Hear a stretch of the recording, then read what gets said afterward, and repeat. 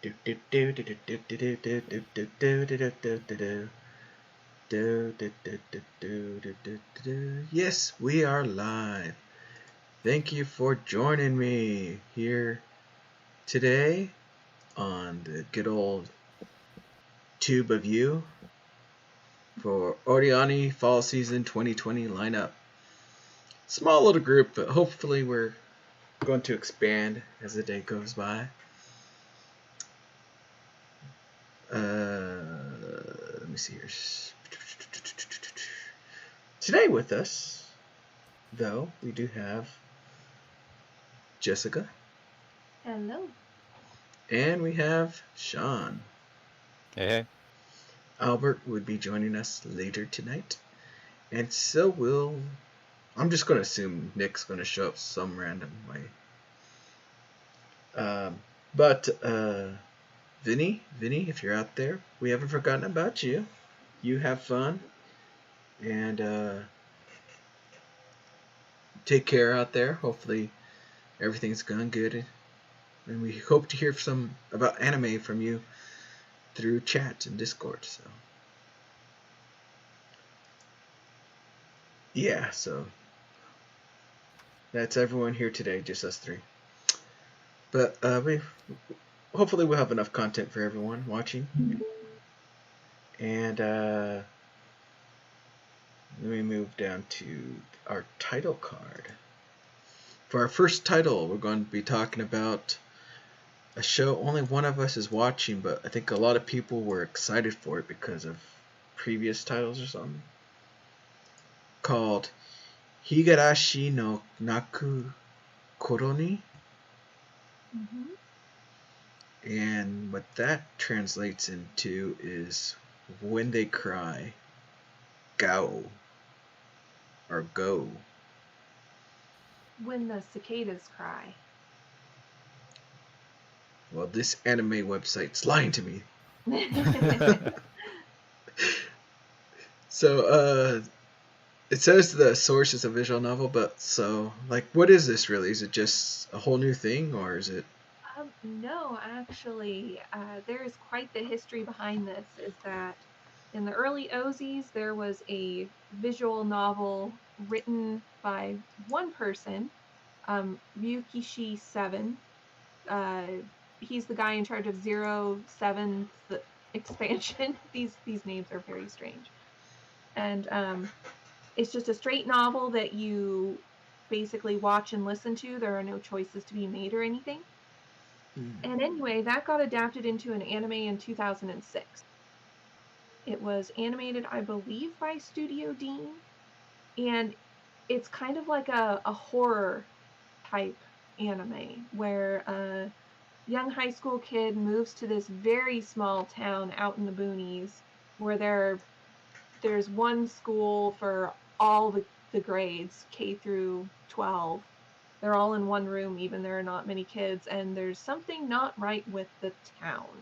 And it's about how he sort of unravels the mystery, and then there's lots of death and murder and psychotic moe girls killing people. It's great. Real great. So this is a remake, basically, of the 2006 anime. And what's really fascinating is that they've kept all of the original VAs. And they also kept, for the end of the first episode, the original song from the anime, which I've never actually seen them do in a remake, because music licensing tends to be pretty difficult to get around. But if you need something spooky for Halloween, I think you should check this one out. Because I can't really describe it very much without giving massive spoilers away. I see. So it is a remake? It is a remake, yes. Okay. So this is the 2020 version, and then there was the 2006 one. I think I saw part of the first one. Never watched all of it, though. Yeah, I saw part of the first one back in the day, too. How is this remake different? So far, it's not. I've only seen the first episode. I haven't watched the second one. Um, so it seems pretty faithful, but I wouldn't put it past it to just go completely off the rails at some point, because that's kind of what Higurashi is all about. It's also part of the, I guess, the When They Cry universe, because there was Umineko Nakukoro ni, When the Seagulls Cry, a few years ago, which was The another Umineko one sea based cats. on Rikishi Seven's visual novel games. Yeah, I remember the Seagull one because they had a guy named George in that one. I was like, yeah. And a Jessica, too. That one wasn't as good, I don't think. But this one, I just like the juxtaposition of these absolutely adorable girls being homicidal maniacs. That just, it gets me every time. So So you if you like Moe, Albert, I have the show for you.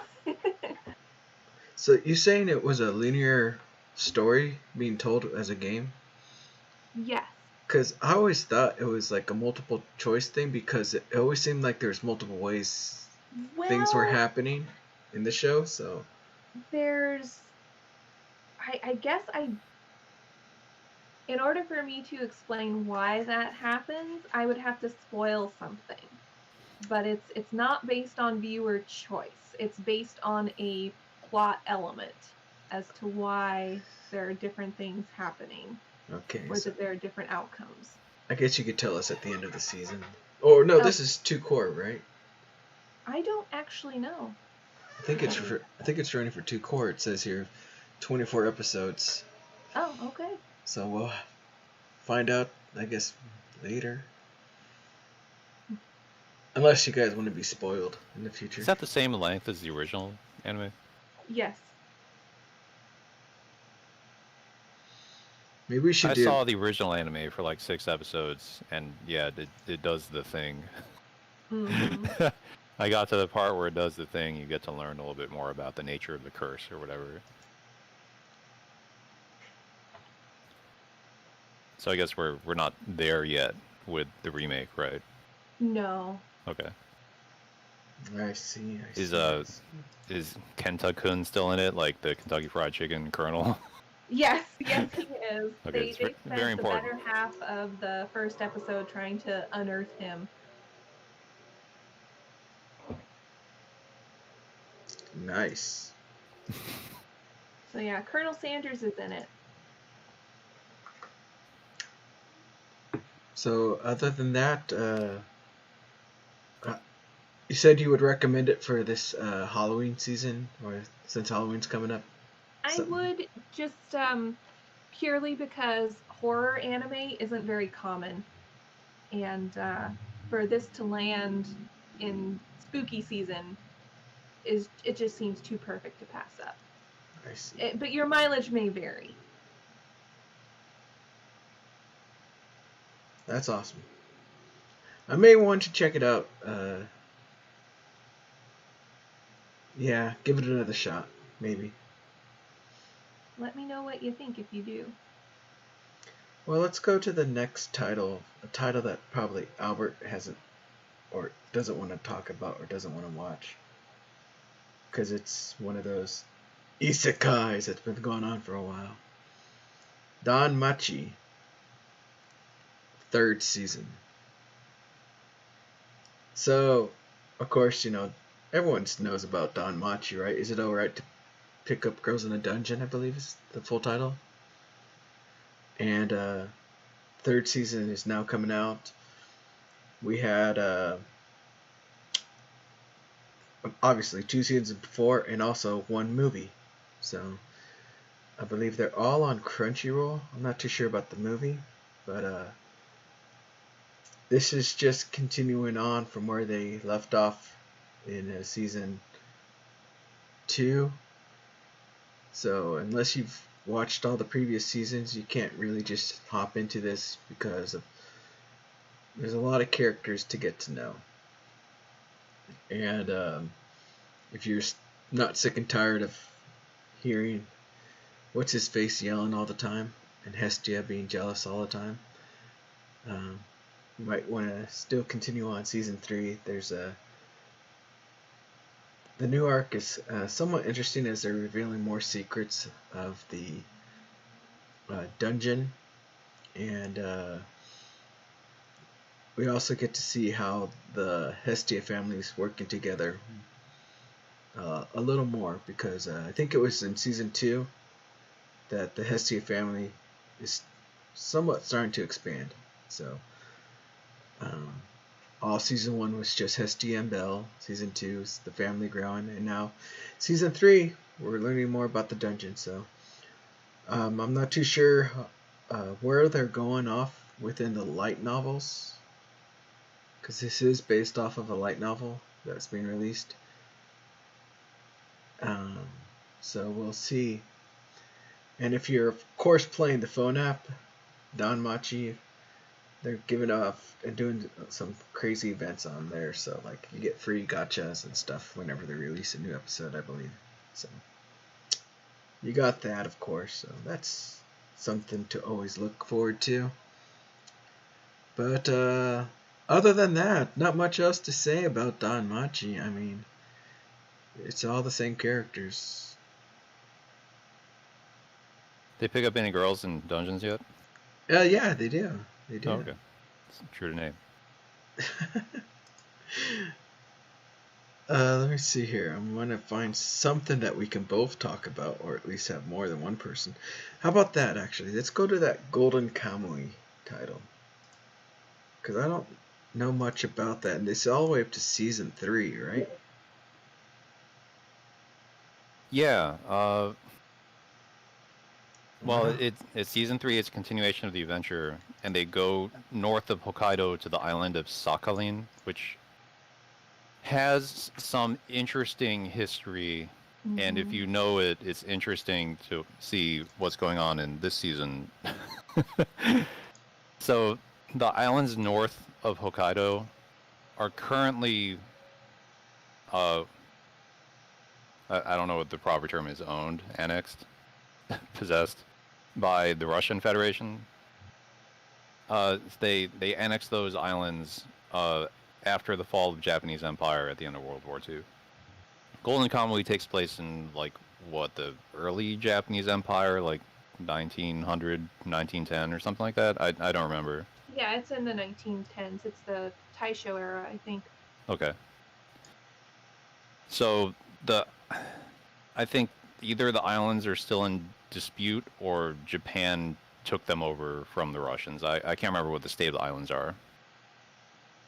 I think they're Russian, right? No, So they're Japanese at this time. They're Japanese at this point? Yeah, Because they go north. They're in the middle of the Sino-Russo War right now, so they're fighting over it. Okay. So they travel north. So what's his name? Immortal Sugimoto. Sugimoto and his posse, I suppose, are trying to find a Serpa. Is that her name? Mm-hmm. Who's been kidnapped, and she's being led around by the guy with the creepy eyeballs who's good at shooting rifles.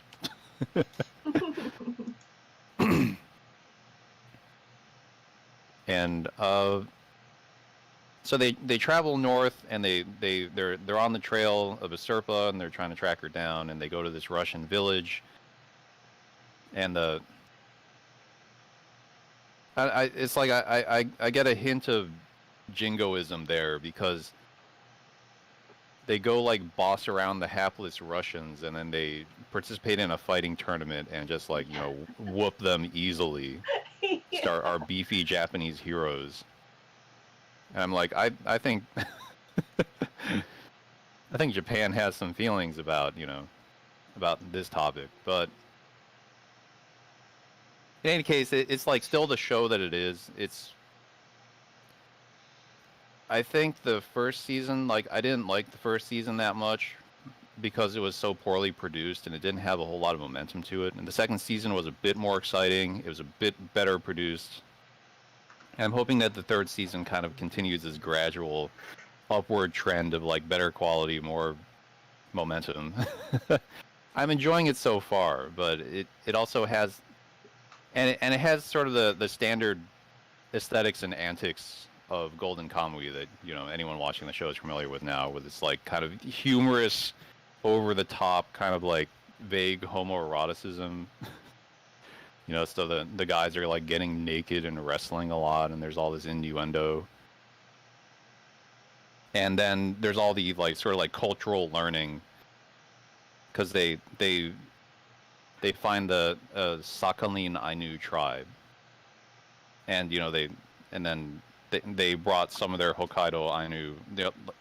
They're some of the Hokkaido Ainu kids sort of came along for the ride, so now they're in Sakhalin, and then they get to talk to the Sakhalin Ainu, and you get to learn stuff. So sort of like the reasons to watch Golden Kamuy are still there. So it is still that show. There hasn't been enough of it to say like where it's going to go, but. Do you ever see any more of the bad CG bears or? Yeah. I've been keeping my eyes out for like bad CG animals, and sure enough, like I think I saw some like CG dogs on a CG sled, with CG versions of the characters riding the sled. Which, granted, was better than the horrible CG bear in the first episode, but it still isn't that great. Yeah, they're getting gradually better at making this show. Like when Golden Kamuy started, that studio was very new. Geno Studio, that was the name of it, because they were like made in the ashes of Manglobe. Like Manglobe closed, and then Geno Studio kind of took over some Manglobe projects. And yeah, the early Golden Kamuy stuff was rough. But now that Geno Studio has been around for a while, like I don't know, they seem to be getting better at it. But it's not great. Like you don't come to Golden Kamuy for the Sakuga or anything. You come to it for everything else. Mm-hmm. And for me, it's definitely the cultural stuff. Is that there's hardly any scholarship in English about the Ainu people, so trying to find information on them is very, very difficult. Yeah. And so with this, that I've heard that the mangaka has an Ainu expert who helps with all of the culture and the language and the food and everything, stuff like that, as a consultant. So it should be fairly accurate, but it's really the only window that we're going to get, unless someone starts translating the Japanese scholarship on the Ainu.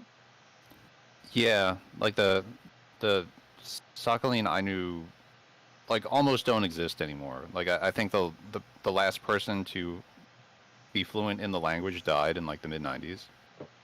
Yeah, they're almost all gone. Because there are a lot of indigenous people that they shared the island with, and I don't think a lot of them survived the collectivization during the communist Russia Soviet era.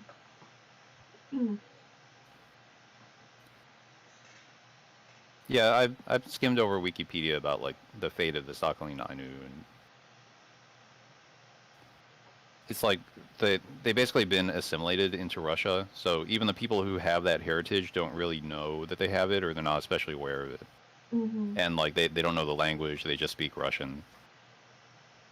Like Russia, as well as Japan until recently, have not been good about like preserving indigenous cultures. Mm-hmm. Their approach was more assimilation. Just get rid of the indigenous culture, just absorb it into Japanese culture, and let's forget all about it. But I think Russia has been worse at it. So, like, more of the Ainu stuff survives in Japan than it does in Russia.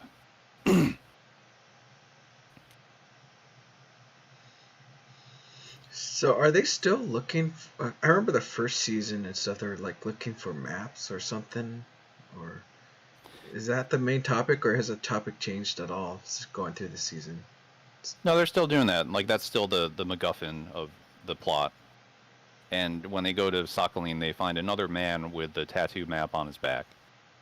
But this time, I kind of forgot what the premise is now. Like why Sugimoto and Usurpa are after the maps? Because it doesn't seem like they're necessarily trying to get the treasure per se, but are they trying to like prevent the other people from getting the treasure? I think so. It's unfortunately been so long in between seasons that I've forgotten a lot of the nitty gritty. Yeah. I just remember the showdown at the prison, which was the end of the second season, was really, really cool. Is that they pulled out all the stops for that, and the stakes got super serious. Mm-hmm.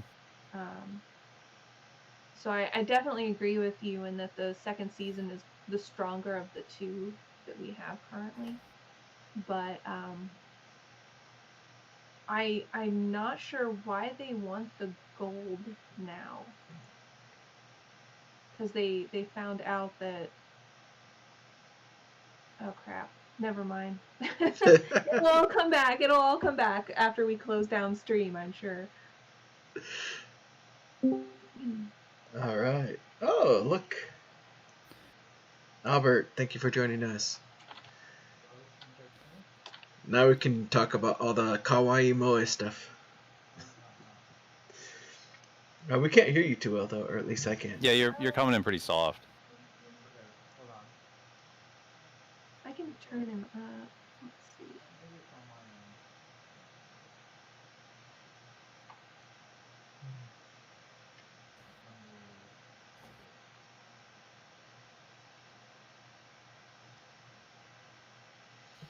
So while Albert tries to fix that, let's go to the next title, which I don't know if he's watching or not, but I will talk about it. It's called 100 Men no Inochi no Ue ni Ore wa Tateiru, which is I'm standing on 1 million lives.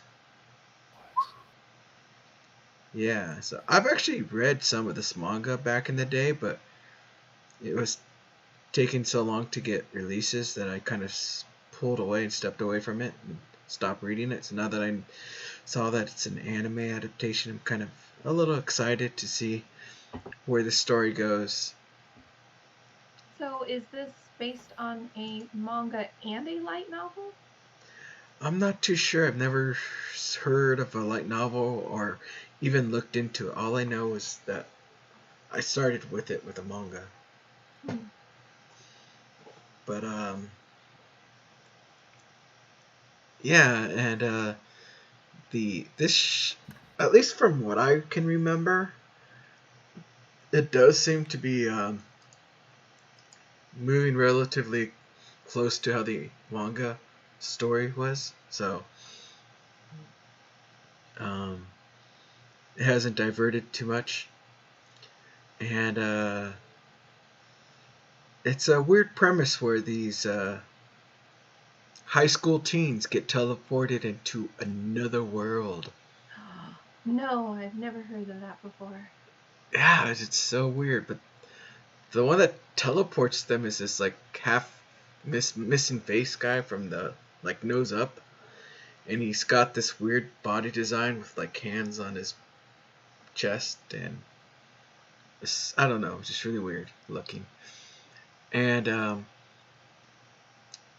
they get teleported to this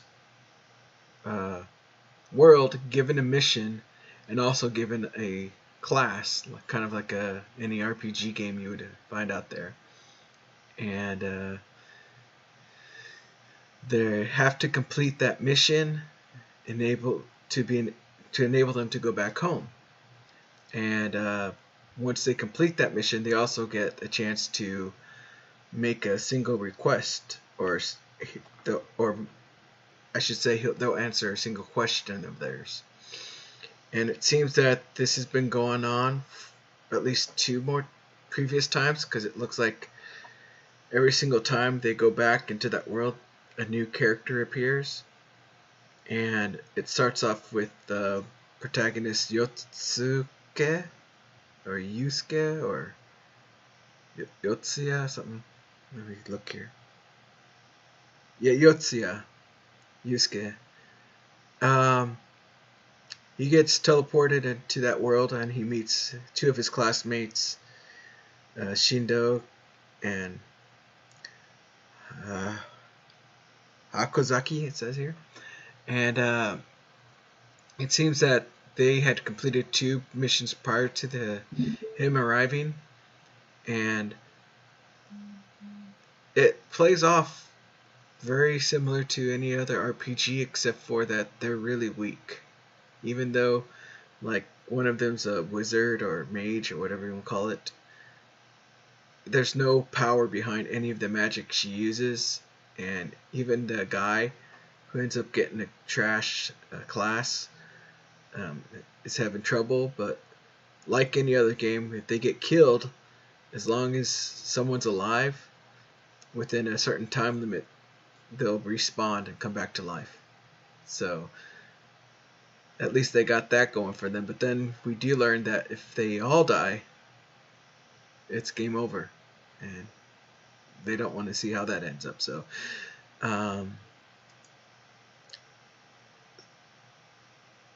So why they're going to this world, what's actually happening, why they were chosen, and things like that are questions that are left open, and more likely why we have to watch a show to try to learn more.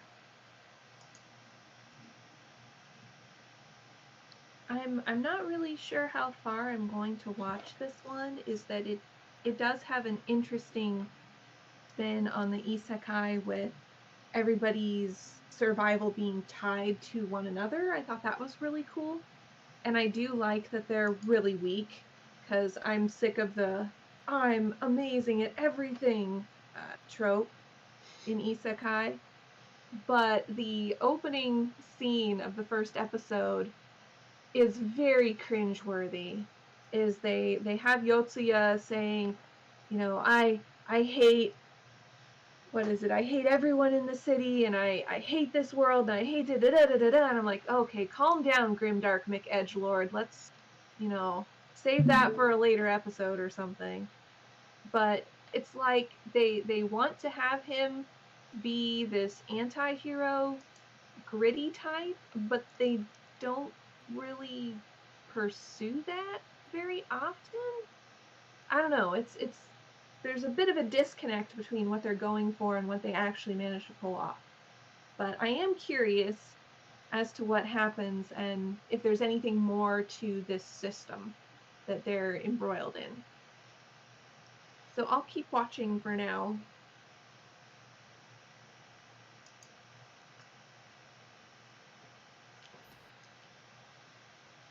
Is there anything to this show beyond trends, or is it just trends? Is it just a bag of trends? I think it's just a bag of trends, Okay. personally. It's just the only difference is the way that they've applied them, is that this is a different permutation of trends than what I've normally seen. But that could just be because the last several isekai shows I noped out of before even trying them. So it's possible that this exact thing has been done before.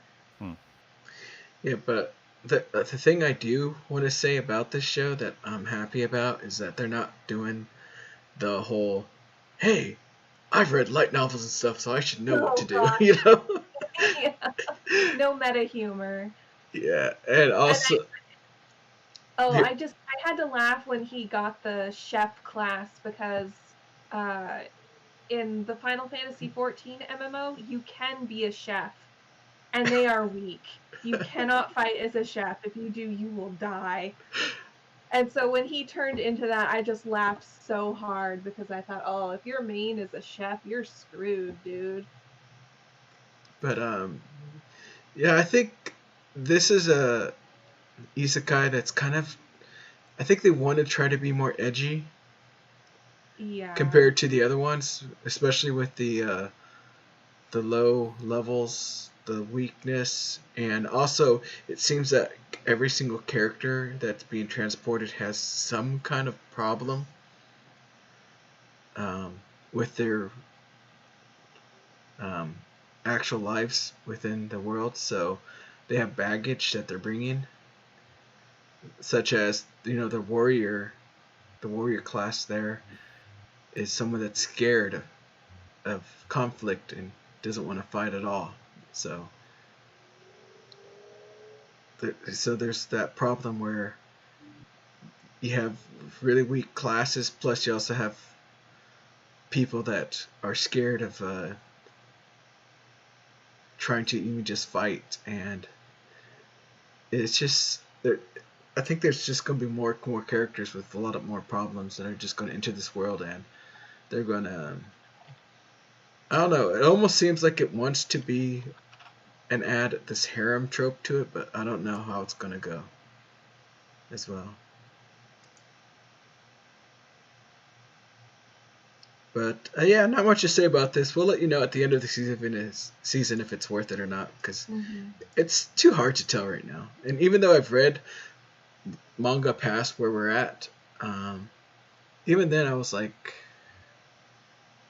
I said, it was releasing too slow, so that I kind of quit. So it wasn't that interesting. I was like, oh man, I gotta check this all the time and make sure I get the updates. But yeah. Are you all good, Albert? Yeah. Oh, Can you there guys we hear me go. okay? Yeah. Yep. That's good. Yep. Okay. So let's see what Albert has seen, and we'll pick up that. Oh, dude, we can do that title. I think this was one of the first things Albert posted on Discord. I didn't know what it was until I found it, because he didn't give us much of a title. He just said Magical Girl or something. The Assault Lily. Okay. Oh. Yeah. You just mentioned Zettai Ryohiki, and I was like, ooh. But you didn't give a title, so I didn't know what it was. And I was watching all these shows. I'm like, this isn't it. This isn't it. Yeah. So anyway, it's an interesting anime to say the least. So let me see if I can call up site. Where is? Yeah. So Assault Lily is kind of a weird show. So I don't know if you guys remember this show that was called Frame Arm Girls, which was sponsored by Kotobukiya and based on their line of plastic models of cute girls who are also weapons of war kind of thing. So following along that line, Assault Lily is based on a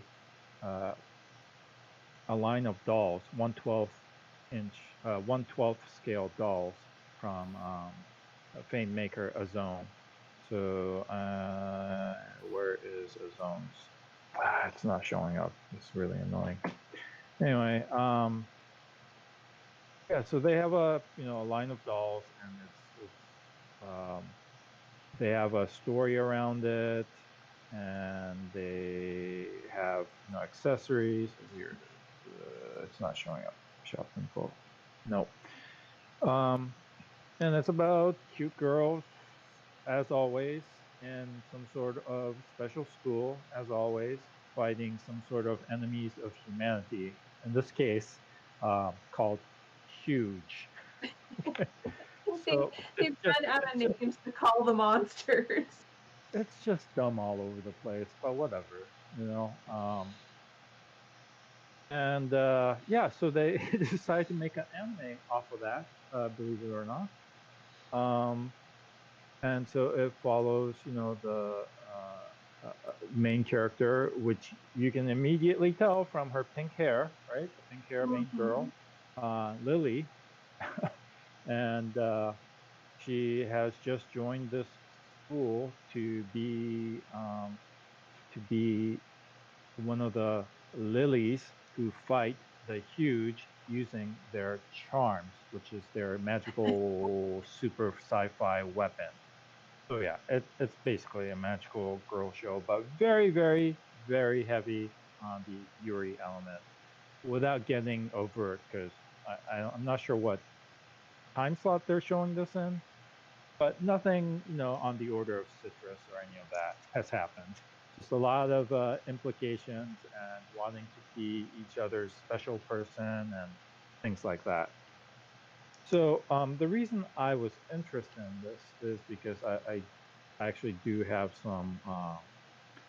I've visited the Azone store in Akihabara in Japan, and I have seen these figures, although they did not interest me per se. And that's not the right page. And the main interest for me is that the animation studio is Shaft. So I'm like, Shaft is doing this weird adaptation of a doll franchise, and so that's why I was interested in it.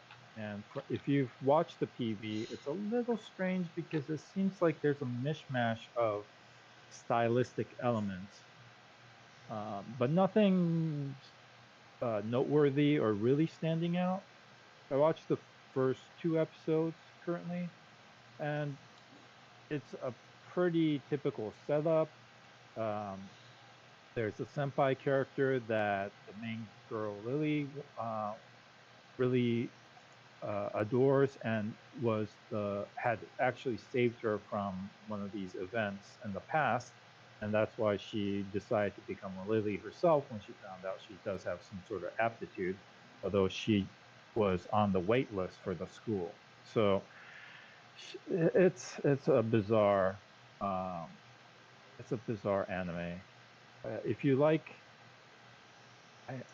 it's hard to recommend this at the moment, but yeah, if you're like moe characters, and especially character designs that of this nature, the animation for some of the battle scenes are very fluid and is nicely done, but nothing outstanding. The music also nothing really outstanding currently. And there's a little bit of a mystery element as why the senpai character has turned so cold, but I've kind of figured it out already, I think. So it's not like they make it hard. no, no. So yeah, let me see if this. No, it's not direct store. Why can't I get to their website? So yeah, it's interesting in that I don't really know if I should put a high priority on this. This season has a decent amount of offerings, so it's not my A tier, but for B tier, if I have the time, I'd like to watch it to see if Shaft can do anything with this property. So there is that. And she mentioned that the director is Shoji Saeki, and he's obviously done many things in the past. He did a minor show that I really did enjoy called After School Pleiades, or it was a magical girl show.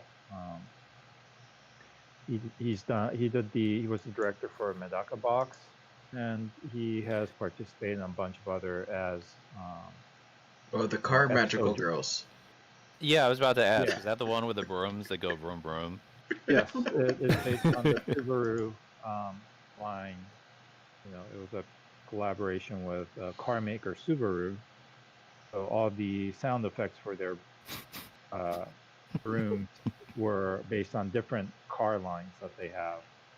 So anyway, yeah. So he's done episode director for like March Comes In Like a Lion, The Forest of Piano.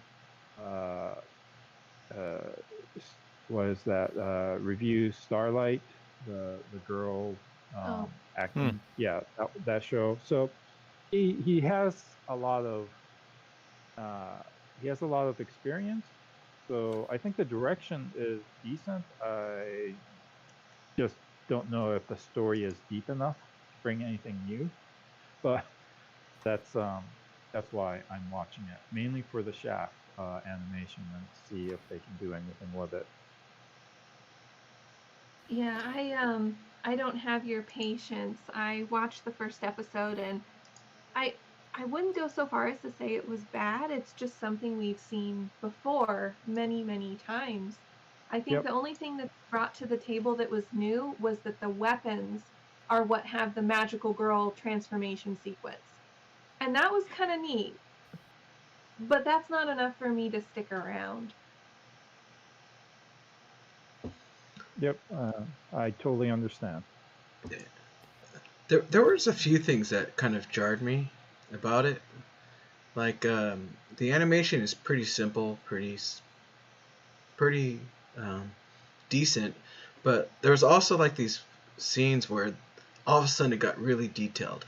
For like when they showed the profile of certain characters, I was like, why is there such an offset on the detail in certain parts? Mm-hmm. And but other than that, this is probably a show I will watch.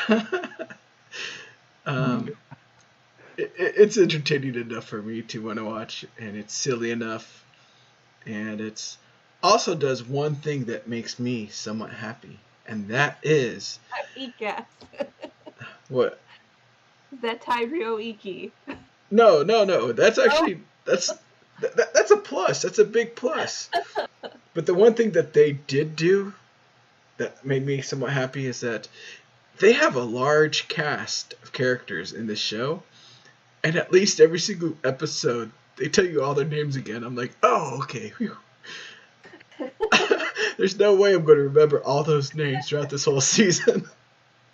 But every single episode, oh, there she is again. Oh, yeah, that's her name. Oh, thank you. So that is a plus to me at least. And Does it play like an advertisement? Like, do you feel like they're trying to sell you a new product with every episode or something? no, I didn't feel that way, and I didn't know about the doll thing prior to watching it.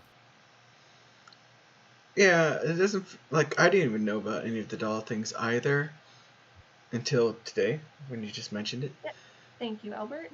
But the only thing that I thought was uh, it seems to be very fan servicey because like you got a lot of these bath episodes that are going on, and rather than towels, they wear these really weird like swimsuits. It looks like.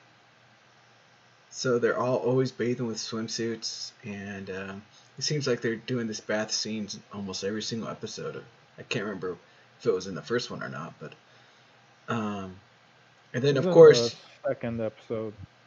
yeah, and obviously it's also on the third one. But Great. there's also the heavy Yuri element that's going on as well.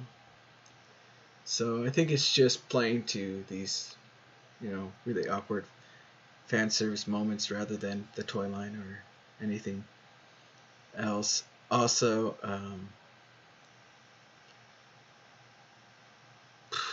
I don't know what else to say about it other than if you can get through the first 3 episodes, I think that's the first arc. And if you like it, then maybe continue. If not, then I don't think it'll probably show much more than what they've shown in that first arc. It's kind of interesting that they're not slapping Aki Kishimbo's name all over it. Because they usually do that for Shaft shows. Like, he doesn't really direct stuff, but they put his name there as like a brand. But this one, I don't see it in the credits, at least not at like Anime News Network. Yeah. It just says straight up director Shoji Sayaki. I don't think this, falls into the stylism, I guess, that Shimbo has. So it's more of the secondary staff. It seems like. But we'll see. Like I said, if I have time, I'll continue. But there are a lot better shows currently out. Yep. Now, for our next title, I'm going to request this because I want to know what it is, because I have no idea. That is Arachi to Shimamura. Oh, okay. What is This this? Yeah. I've only seen an episode. Has anyone else seen it? No. It's actually really sweet. It's about two high school girls that basically skip class every day and they just play ping pong, which sounds awesome. And I think it's gonna be a slice of life show about their relationship. They may or may not fall in love. I don't know if it's based on a manga or anything, but the art is very nice and pleasant to look at, and it's surprisingly well animated considering that it's not an action-oriented story. Um, there's an odd element about someone walking around in a spacesuit, so I'm not sure if that's a human being walking around in a spacesuit or if there's a literal alien in the story. But I would say check it out because Hmm. it could be good. It certainly has potential and it has piqued my interest. So it has it marked as a shoujo ai. Okay, so I guess that would make them potential friends to lovers then. Which I kind of thought was going to happen with the way the imagery was in the opening, the Mhm. opening song, but sometimes that can be hit or miss, so I wasn't going to bet on it. Well, the character designs are cute, so They are, yeah, and they do a lot of close-ups of the eyes, and the eyes have a lot of detail to them. oh, we got a comment from Vinny saying it's based on a light novel. Ah, thank you, Vinny. Oh, Vinny, where are you? I don't see you. Just in the comments, I don't think he's able to join Oh. yet. He Oh had yeah. family coming over, so Yeah. On this website it says source light novel. yeah. Genre is romance, slice of life, Yuri. All right. Nine volumes. Wow. Okay. Whoa. Substantial. What? There is a Crazy. manga adaptation of two different. No, that's the English. So there's 3 volumes out in Japanese and 2 volumes out in English. Interesting. Okay.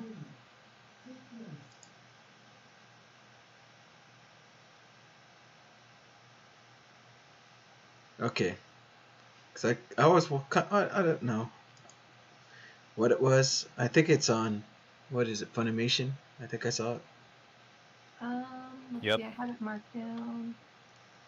and I was passing by it, but I was Funimation. like, I think it's on Funimation. They have really a good lineup this season. and I didn't know if I wanted to try to get into it or not. I already got one Yuri show, so. You can always have more than one. It's like your isekai stuff. You gotta only have a few. But let's go to more cute girls doing cute things with Albert, because I think he's definitely watching this. Is the order a rabbit? I mean, yes. If you've watched the first 2 seasons, if you've watched season 1 and you watch season 2, you'll probably watch season 3. It's all the same antics. Although, from what I understand, there's going to be some new characters, some more classmates that get introduced. But so far, it's all just the same. So, um, if you like the first 2 seasons, then you will watch this. If not, it's a weird, it's a little bit weird show because it's just about cute girls doing cute things, and it's mainly sold on the interactions of the 5 main and 2 sub characters. Also, well, no, 3. I would say 3 sub characters. But the 5 main girls that you see and how they interact, and everyone has obviously their best girl, right? Um, and it just depends on what you like. So my let's see, here it goes. My favorite girl is Sharo, and not because she's dirt poor and has to work all the time to, and she's on a scholarship at the prestigious school, but she's just a fun character, and I like her voice actor, which is Maya Sakamoto. So that's one of the reasons that I like her character the most. The others, they all are voiced by really talented folks, and some of them were up and comers at the time that it first aired. For example, Chino, the youngest, her image color is like light blue. She is was voiced by Minase Inori, right? And she's the voice of Ram, and she's also the voice of Chino currently, and she's done a bunch of other. She's also the voice of the princess and Sleepy Princess and Demon Castle, so very popular currently. But it just it's just a it's just a silly show that is super moe, and I watch it to fill, time. It's not like, oh, it's out, I have to go watch this. It's not one of those. It's just a fun show to run in and fill the time. So So that's why. my only question about it is like, since it's a slice of life and because it's the Moed type thing, Mm. my only thing is like, can you start from episode or season 3 and just continue on, or would you recommend, or could you just get into season 3 and just continue and understand what's going on and enjoy it? Uh, Good question. It's kind of hard to. Yeah, I don't know for sure. I think you kind of need the first season to see the characters establish themselves. But you'll have to ask someone that just started watching it on season 3. I think I have too much outside knowledge, and I've read a couple of the first volumes of the manga even before I watched the anime. So I quit reading the manga, and I'm just watching the anime as it comes out. I'll be the test subject then. Sure. I think I did If the watch. first episode doesn't make sense, then it probably won't make sense. I think I did watch the first 2 episodes of the first season, but I don't remember. I never really got too much into it. I just know that girl had a rabbit on her head and that there was these other characters that worked there. That's all I remember. Yeah, pretty much. So I'll start from season 3 and see if it makes sense or if I'm missing too much information. So let's go to the next show, which I was kind of hoping someone else might have seen. This is a show that I'm enjoying. It's called Fly Me to the Moon, but the title in Japanese is Tonikaku Kawaii. Oh, okay. So it was a manga that was released a few years ago, and I started reading it and it seems that a lot of people got interested in it as well because it had very similar character designs to Hayate no Gotoku, or the Combat Butler, Hayate. Mm-hmm. And of course, that main female protagonist in the show reminded me a lot of that Hinagiku, I think her name was, in the Hayate series. Yeah. So, the pink-haired girl, right? Yeah, so that's what a lot of people I've talked to, they said it reminded them of that show. That's why they started watching it, and that's why I started reading it too. But as I was watching it, I was really hoping one of you would have seen it because I was hoping you would get faked out a little bit, because the show starts off with this kid. His name is NASA because of his parents. I can't remember the full extent of the reason, but they actually named him NASA. But rather than be picked on or be bullied about it, he decided to own the name, and he's always like, "Yeah, I'm NASA. I'm better than the original NASA. You know, I'll be able to go past the speed of light." He always makes his weird comments and stuff. But as he's going through life one day and trying to excel to prove that he's way better than his name or whatever, he sees this girl walking across the street, and you know, well, of course, she's kawaii, and he instinctively wants to walk towards her, and as he's crossing the street, it appears Truck-kun, and he gets hit. So I was hoping that at least one of you would have watched it and got psyched out thinking it was an isekai. Does he get hit so hard that he flies to the moon? No. He gets hit, and as he's laying there looking like he's about to die, and he's even in so much pain, you find out that the girl shielded him and also took most of the hit from the truck. So they both got hit. And but for some reason she's able to get up and walk away, and she just leaves the scene while he's laying there in pain. But he falls in love that instant, and just using all of that energy that he's built up, and he gets up from the accident. Even the guy that hit him is like, "Stay down, we gotta call the hospital." He's like, "No, I gotta find her. It's love at first sight." And he chases her and confesses his love, and she says, you know, I can't remember the full extent of the conversation, but she says she can only be with him if he'll promise to marry her. And then she disappears, and he never gets her name or anything. So he goes on for years and years being in love with this girl, and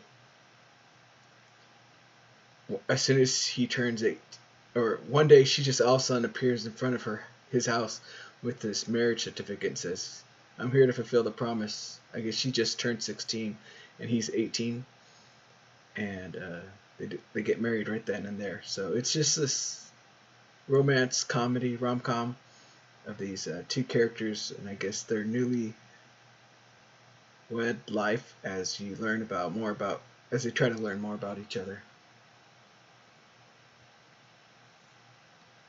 Does he ever try to build a rocket and go into space or something? Nope. Seem to have missed the plot about him being named NASA. It's just something his parents did to him. I don't know why they did it to him. I can't remember. But I think if they named him JAXA, he would have gone places. Yeah. But I think they call it "Fly Me to the Moon" because I guess I don't want to say anything because I think it might be spoilers. Because I have read a little bit more of the manga, but the manga is pretty long. It's over 100 and some chapters. I think close to 150. So 13 volumes. That's enough time to build a rocket. So I think it's just because they did have a lot of mystery in the manga about who his wife is or what's going on with her, because there's like some strange circumstances floating around her. But a lot of the jokes is about him. You know, he's never really been in love or been in romance with anyone else. So they have a lot of these, you know, like he doesn't know what to do. It's a pure moment. And also misunderstandings and such. Plus, he's also tends to be this kind of character that's very, how do you say, he takes things literally too much. And he's kind of dense. So Wait. There's an anime protagonist who's dense. I know it's kind of weird, but yeah. So it's somewhat entertaining. It's pretty fun. From what I've read, so I'm going to continue watching it. It seems I don't know. It's hard to recommend or not, but it'll probably be one of those like guilty pleasure type of shows, I think, if you ever did get into it. But other than that, Is there any titles you guys wanted to talk about? Really, a lot. I can talk really quickly about Ikebukuro Westgate Park. So it's kind of like Wait. Dura. Oh. Yeah. What is it called? Ikebukuro Westgate Park. Okay. Oh, there it is. Okay, I do have a card for it. Let me just pop that up so people know what you're talking about. Boom. IWGP. Yeah, it's kind of like Durarara, but if you stripped out all of the fantasy elements. Apparently, it's based on a novel that predates Durarara, like started in '98 or something like that. So this is a Doga Kobo thing, because continuing their recent trend of adapting really old novels.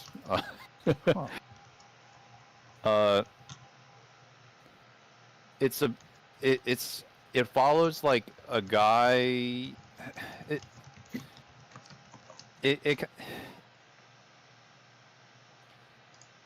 It's a guy who has connections with like some detectives in the police, but also kind of like local punk gangs. And when I say punk, I don't mean Yakuza, and I don't mean like the punk music scene. I just mean in general, kind of like working class delinquent gangs or something like that. And they try to solve kind of like working class problems in Ikebukuro. So in the first episode, he helps a detective bust a like synthetic drug dealer. And then the second episode, they take down a curry restaurant that abuses its employees, like with intimidation and stuff and overwork. So there are only 2 episodes out. And I should mention, in the second episode, he uses his connections with these kind of like punk groups to sort of like fight back against the like thugs that run the restaurant. It's not like, it's not knocking my socks off or anything. It could be an anime that I watch for like 3 more episodes and I'm like, okay, I've had enough, I'm done. But for now, it's vaguely interesting because the main character is like 20 something, but like I said, it's working class. It's not, this kid's not working toward his degree, you know, and none of the other characters are. They're like, you know, they have these kind of mundane jobs, and you know, they're in these kind of like dubious like punk groups, and I don't know, it's kind of interesting. It's from Doga Kobo, so the animation has like a baseline of acceptable quality. Like, you don't come to this thing for the sakuga. But like the baseline level of quality is good. And every once in a while you get like a nice bit of character animation. So, but otherwise, I'm not really watching this for the aesthetics, but it's just like the world that it's illustrating is kind of interesting, and it doesn't have any of like the whimsy of like Durarara, because you know Durarara is very wacky. It's, you know, it has Dulahans, and it's got like assassins and doctors, and you know, this has none of that. It's just like kids, you know, trying to like tough it out in the city. And it's not based around like they haven't done any like Yakuza stuff yet, so it's not just some analog to like the Yakuza video game series. It doesn't take place in a Kabukicho or anything like that. So I don't know, there's something about it that intrigues me, but it's not like super great, so I could end up dropping it like 3 episodes from now. We'll see what happens. All right. If you guys just want to type what you might want to talk about in chat, we could put it up on the list. But for now, I'm going to choose this title because I have questions about it for Albert. Sports Climbing Girls. Sure. So hold on, let me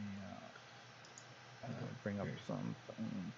So yeah, you know, I think it's a trend right now to have minor sports. I'm still holding out for curling, the anime, right? But in the meantime, The dream. yeah, it's a dream. In the meantime, there have been, you know, recent shows, including made up made up sports like in Keijo, but never mind that. Um, Well, so what's the Japanese name of this? this one is called Iwa Kakeru. So kakeru is to run, but also just means to go fast, right? And so iwa is rock, so going fast over rock, basically. And the subtitle in Japanese is called Climbing Girls. So iwa kakeru, Climbing Girls. It's based on a manga series, and there's actually like the first 4 volumes is an arc, and that's the one I read.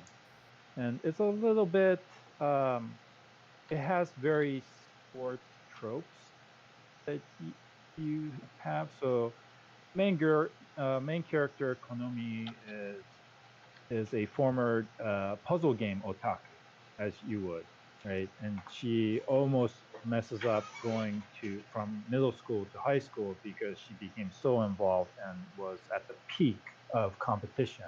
So she actually won like the nationals puzzle game thing, whatever. And she decided, no, I gotta quit this because I'm going down the wrong path. And so she's in high school first year, and she is trying to figure out if she's going to join a club or not, as you would. So this is a high school girl club show.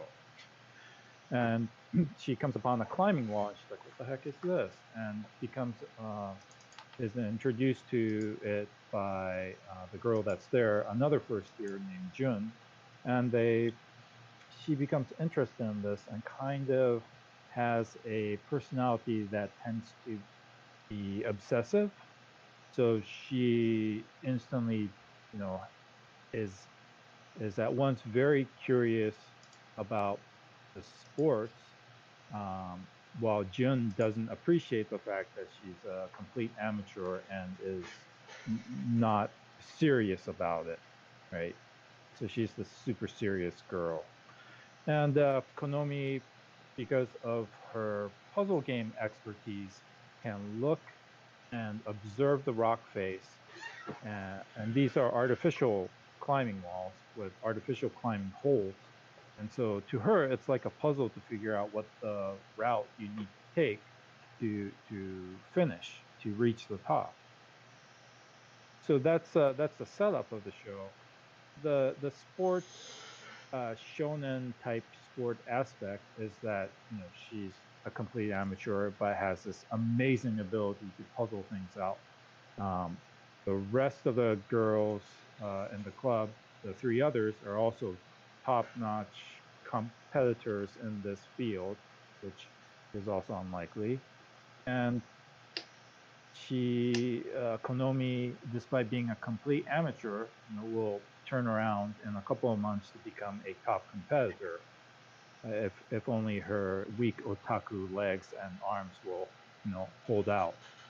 So yeah, it's interesting that they are putting a rock climbing slash sport climbing, also called bouldering, um, as a topic, but there is a little bit of that fan servicey moments. There is a little bit of that ridiculous, sports, high school sports moments where they're pulling off things that a veteran of 10 years would not be able to pull off, that kind of thing. So it all depends. I think it's interesting that they're adapting this.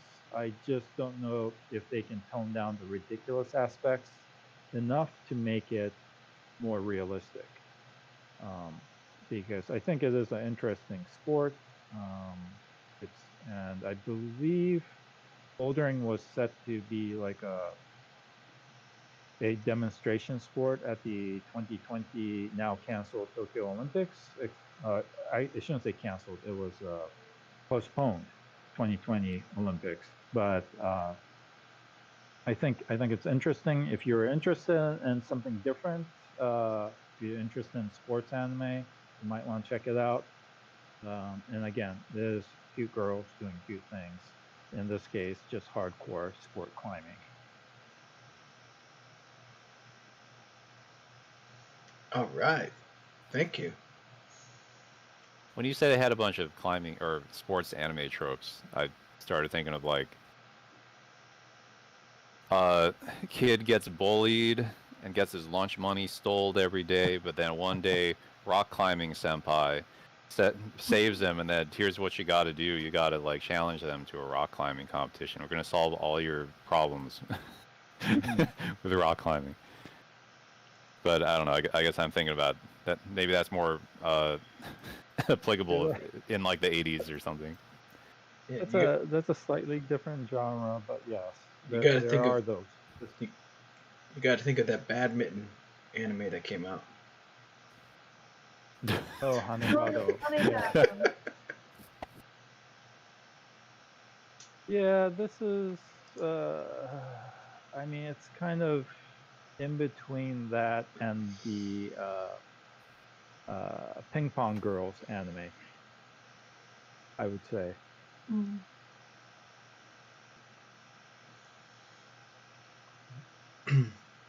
Have any of you watched the gymnastics anime that premiered? It's So, Samurai. so some. No, I have not. Not really. I like skimmed through it. That it's weird. I've watched the first episode and it definitely has a tone problem, and I'm really not sure how serious it is. What's it called? And I think Funimation has it as Gymnastics Samurai is what they're calling it. Taiso Samurai, yeah. But yeah, Taiso is the Japanese title. Okay. But there's a ninja in it.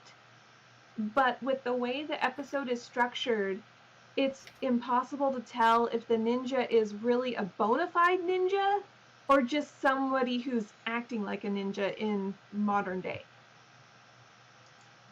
And there's just these weird jokes and stuff that don't gel with the fact that the dad's shoulder is beyond repair and he can no longer do gymnastics. So I was really curious to hear what your guys' take was on it, because jury's still out for me. I didn't give it a chance. I'm sorry. Yeah, according to the spreadsheet, none of us have seen it, so yeah. Ugh. That sounds like a Nick question. I guess I'll have to ask him on our roundup what he thought of it. Nick's the only one that watches everything, so. Just tell him it's based on a card game. He'll watch it.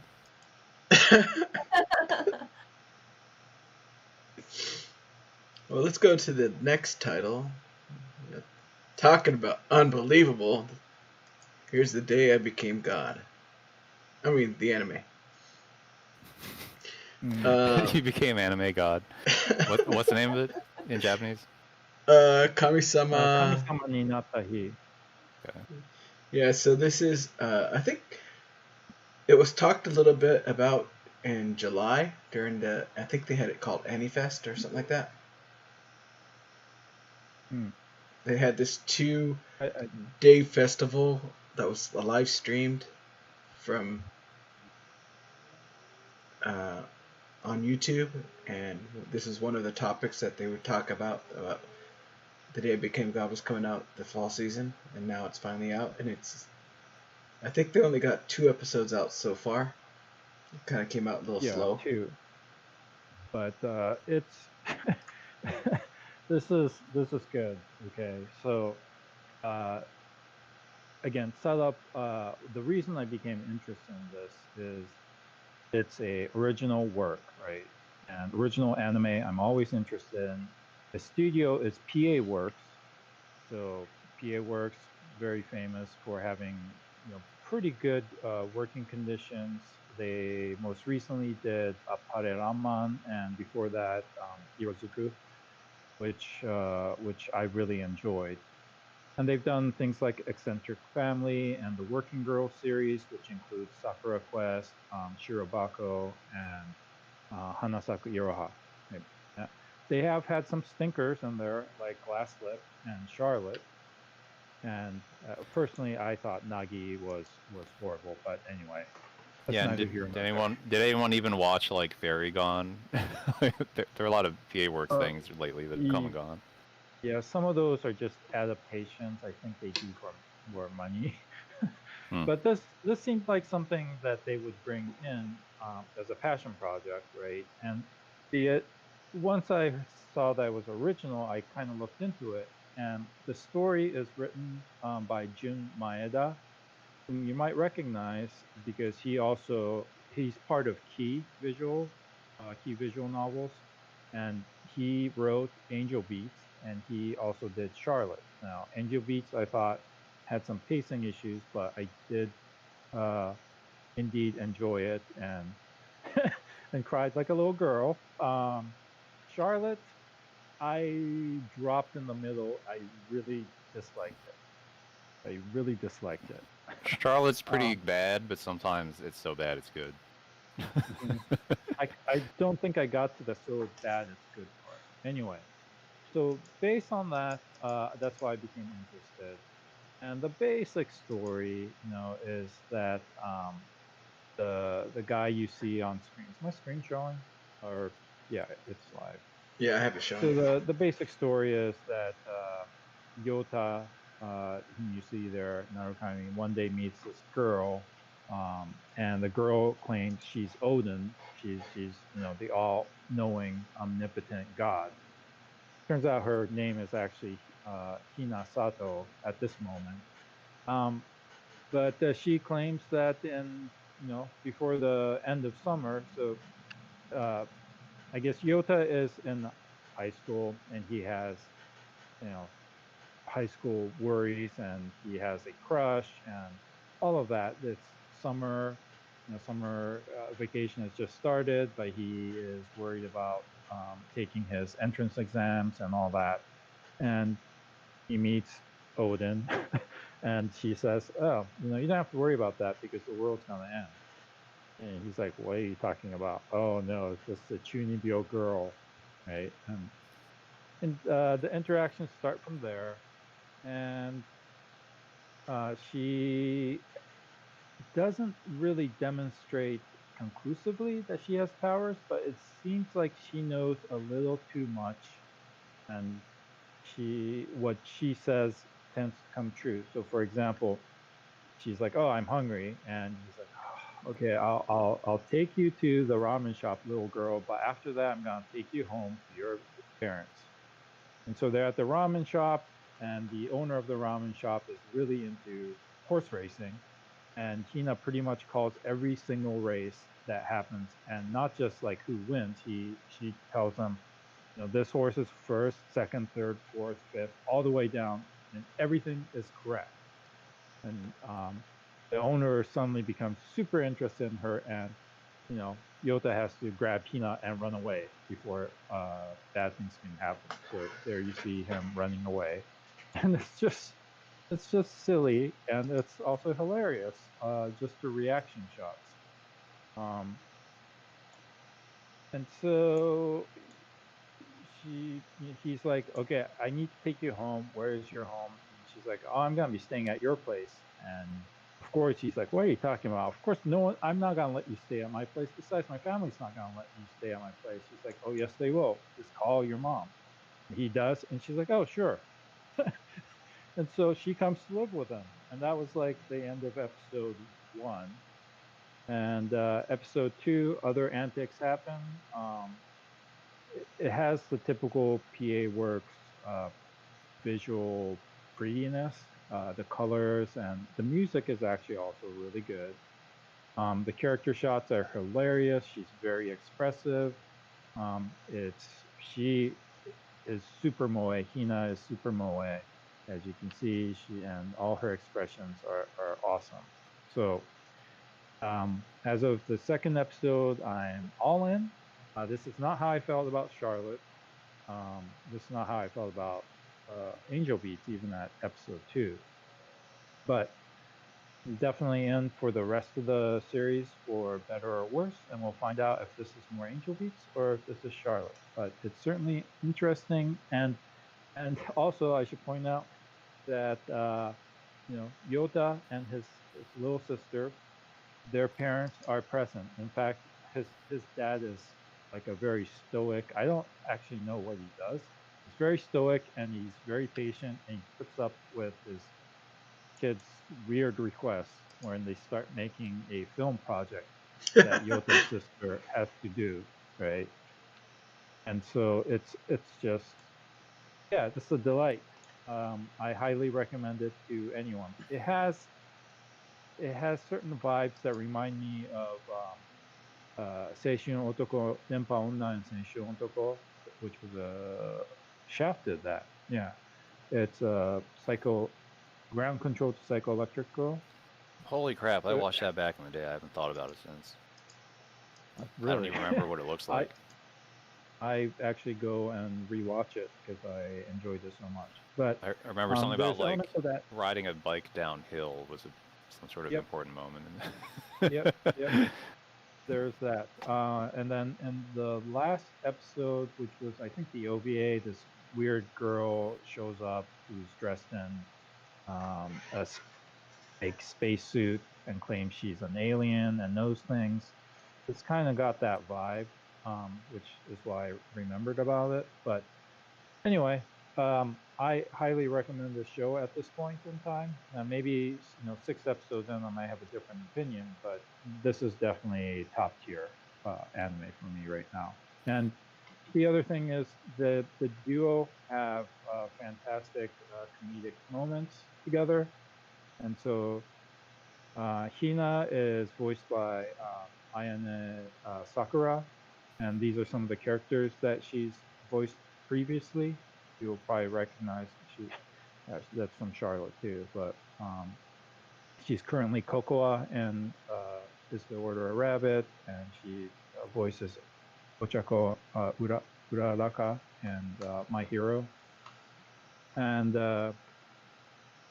dude is Natsuki Hanae, and he most recently is voicing Tanjiro, and currently is voicing him in the movie that apparently is a huge hit in Japan. Anyway, these are some of his other roles, including oh god, I forgot about that. All the way up there on the upper left. So out Noah Zero. Anyway, I highly recommend Kamisama ni Nakaku.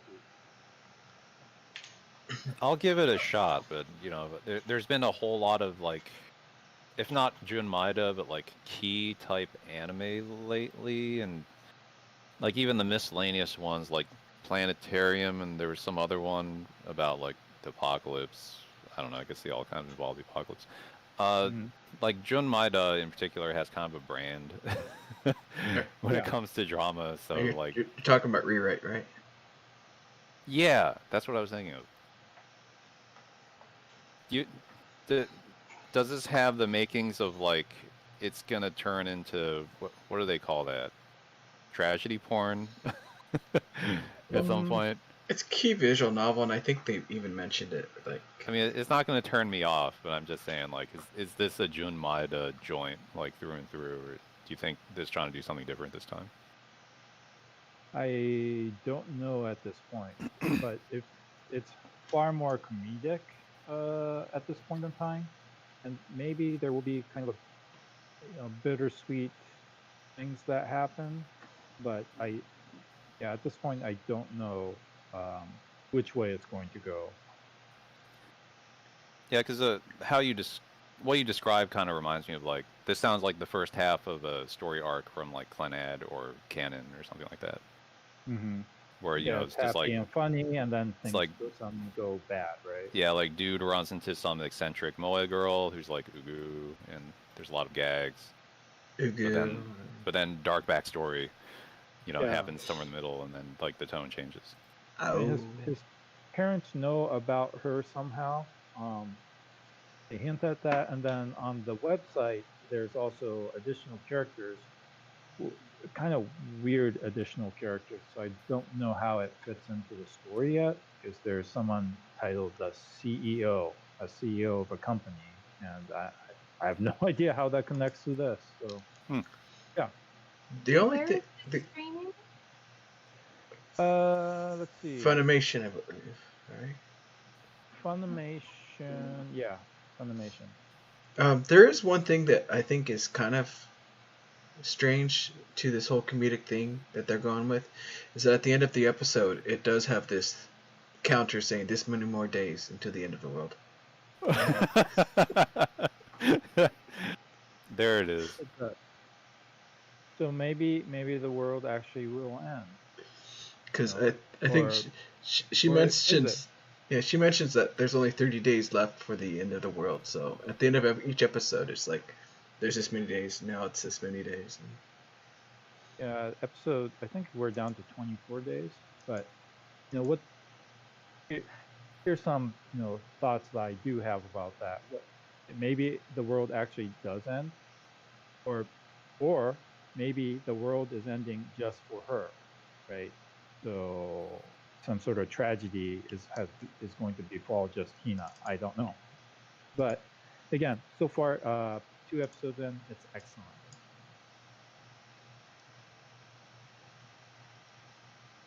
I don't think Yeah. I've seen anything else good from PA Works lately, so this may as well be Really, a standout. You don't like Irozuku, The World in Colors? That's the one that I heard Or, was good, and I didn't get around to watching it. Like, aside from that one, when I think of PA Works lately, I think of like Fairy Gone and like Uma Musume and that Appare Rama. yeah, Appare Raman, and that like other actiony one that they did before Fairy Gone that I watched like 5 episodes of, and I was like, eh. Yeah, I mean, the one before that, they did Seriously Jaeger, that was awful too. Right, that that's was the one I was thinking of. Okay. But they did do Kuromukuro, which I did enjoy. Oh yeah, I did see that. Yeah, that was okay. Yeah, it had some interesting elements. They did Makia, right? Yeah. Did they for film? They did. Oh yeah, they did.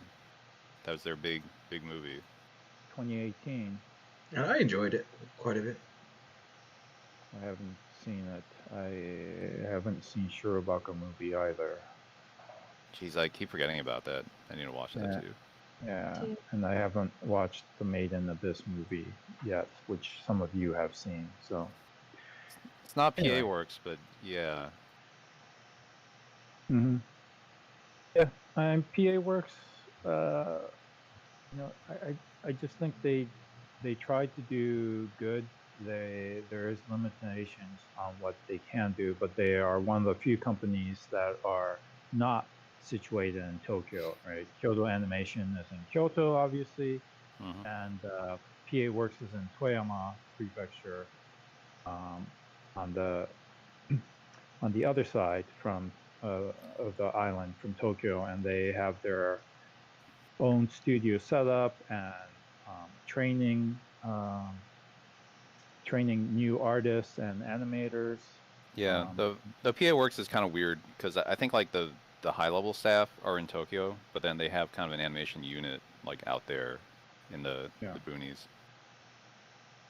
So, yeah, I think that if I mean, this gets into the other story about currently what's happening in the animation industry, but I think if Japanese animation is to continue to produce quality work, then we need more Kyoto Animation, and we need more PA Works, and all the other very smaller companies that are struggling, and a quarter of them are in the red or more in the Tokyo area. So I think, I do want them to succeed, and I do want this project for them to also succeed and be a financial success. So anyway, that's my thoughts on Kami-sama ni Nattahi, or The Day I Became God. Became a god, I guess. All right. Let's go to the next title, which I'm going to pull up. It's just Mahoka. See you, Albert. Bye. Bye.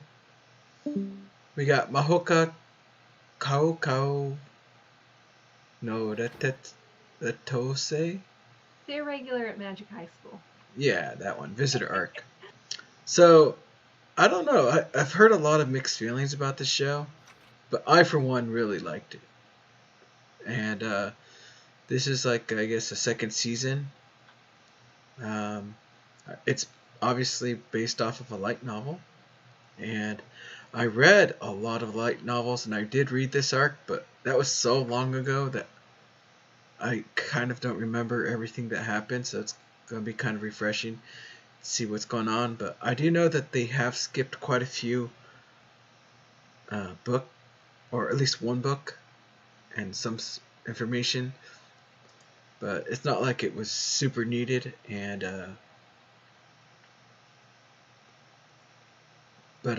yeah, so this is just after uh, whatever happened in the last part of the first season, Yokohama incident, I think it was, right? Mm-hmm. Yeah, like I I like the show a lot. That I do go back and rewatch certain scenes. I don't watch the whole show. I just watch certain scenes because there's certain things and moments that I just really like that are just fun. And if you're thinking of picking this up, you obviously have to watch the first season because there's a lot of the technical terms, the magic, and the CADs, and the abilities that they use and why they can use them, and also how the relationships have built up. Because they got a lot of things that they have built upon, especially the world of the magicians and the families and how they're treated. And I also think it's kind of the anime did a poor job of explaining one key element that I thought was in the books that they put a pretty big emphasis in, is that these magicians and everything that's going on are actually like a minority, and that there's actually not a lot of magicians within the whole populace. But since we're just only focused on them, it seems that there's a lot, that the whole world is full of nothing but magic and stuff, but it isn't.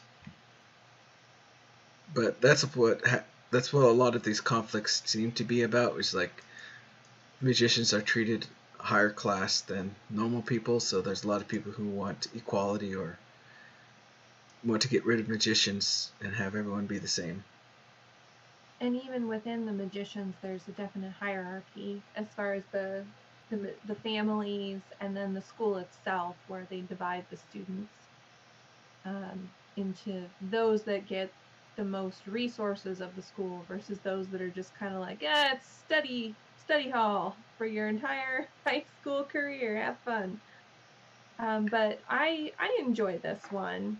It's interesting in that the magic is very much like computer programming, and that's something that I haven't really found in any other story. So that was a neat angle to look at it What about through. Knights and Robot?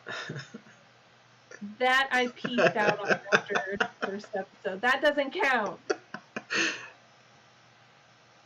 But yeah, I would say that you can't watch this one if you haven't watched the first season, and if you didn't like the first season, chances are you will not like this one either, because it's pretty similar in terms of tone and themes and characters. Now, they did release a movie, and I did watch it, but I don't know where it would fit within the series, or if it does fit into the timeline. So there is also that. So I don't know if it has nothing to do with what's going on right now, so you don't have to watch it to get what's going on. But I just thought I'd throw that out, that if people didn't know that there was a movie that was released. But I'll have to check that out. But it's continuing on, and I'm still loving it and having fun with it. And this show actually made me think of Rakurai, the Failed Knight. You remember that one? The title sounds familiar, but they fight with these swords, and this guy's name's Iki, and there's the girl with the fire. Oh, Chivalry of a Failed Knight? Yeah. Yeah, that was one that was almost identical to Asterix War, right? Yes. Yeah. I didn't end up watching either of those. So it reminded me of that a little bit in a sense that because of the relationship between the brother and sister, because Ugh. they always make there's this really weird relationship between the brother and sister, especially in the show too. But it reminded me of the other one because the girl explained it that her brother was treated so poorly, treated as if he didn't exist, or um, was treated as no one, that she felt so she never knew about it, and then when she realized it, she decided that she was going to give him all the love that the family wouldn't give him, and that's what made me think of that. And I'm like, maybe that's kind of the same thing that's going here with these brothers and sisters, Tatsuya and Miyuki. But I will say, if you're getting into this show for the first time, be careful. The show does a decent job at letting you know who's who, but if you ever read the light novel, oh my god, Oh gosh. I got so messed up with the Oh, names. I actually printed out a poster of all of the characters' faces and wrote their names underneath it because there's Miyuki and Mayuki and Mizuki, Mayumi, and there are all these names that there's one letter in the name that's different. and then you got Shiba, Chiba, and then there's Shibata, and Oh, yeah. I just want to throttle the author. Worst naming sense ever. yeah, and they don't stick to one name. They change the names and titles often, depending on who's Yeah. talking. And that's one reason why I would recommend the anime over the light novels, is pretty much that alone, is that it's impossible to follow. And I'm usually pretty good with names too, so I really struggled. Yeah, and granted, the light novel does have a list of all their names at the beginning, but I don't want to be going back and forth. No, that's why I made the poster, because I got sick of flipping towards the front of the book. Yeah, so that was the only complaint I ever really had about this show. But other than that, it's very fun. Um, as you learn more about uh, Tatsuya and his family, and it's kind of strange because he is definitely one of these OP characters, but he's not like a character that aggravates me or upsets me. Mm-mm. No, because he's kind of nerfed in a way, in that he didn't do well on the practical exam. And that's why he got shunted into the remedial classes. And I actually like the fact that he is a genius. He really is, but he can't do everything. And I like that. I hate it where in a lot of stories it's, oh, they're a genius, they know everything and they can do everything, and it doesn't matter if it's playing basketball or playing the violin or studying nuclear physics. They're just good at everything, when in reality intelligences are wildly different for each person. So Tatsuya is really good at programming and using his CAD, but the practical applications is where he tends to falter a bit. Mm-hmm. So he's more believable, I guess, than your typical OP protagonists. But he does have some weird quirks, I would say, but it's kind of explained in a way if you watch the first season.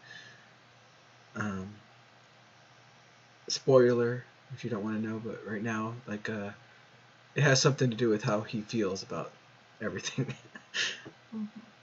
which does get explained somewhat. They never go into full detail about it, I think, in the anime, but it's definitely explained in full detail in the books, right?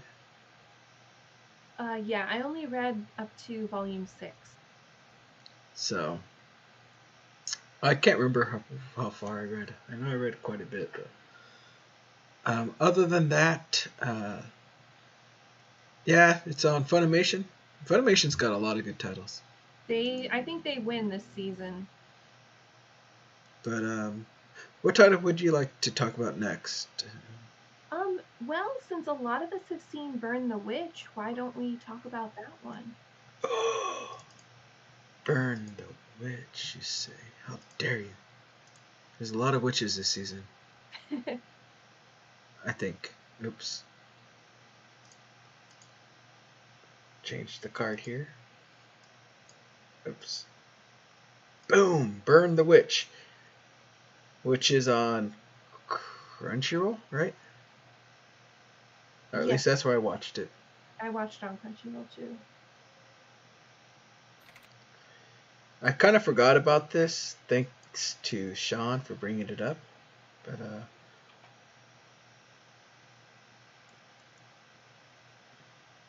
So I was never a Bleach fan back in the day, but one thing I really liked was the mangaka's character design and his artwork. Is he is a talented individual, make no beans about that, and he has a way of drawing visually interesting characters.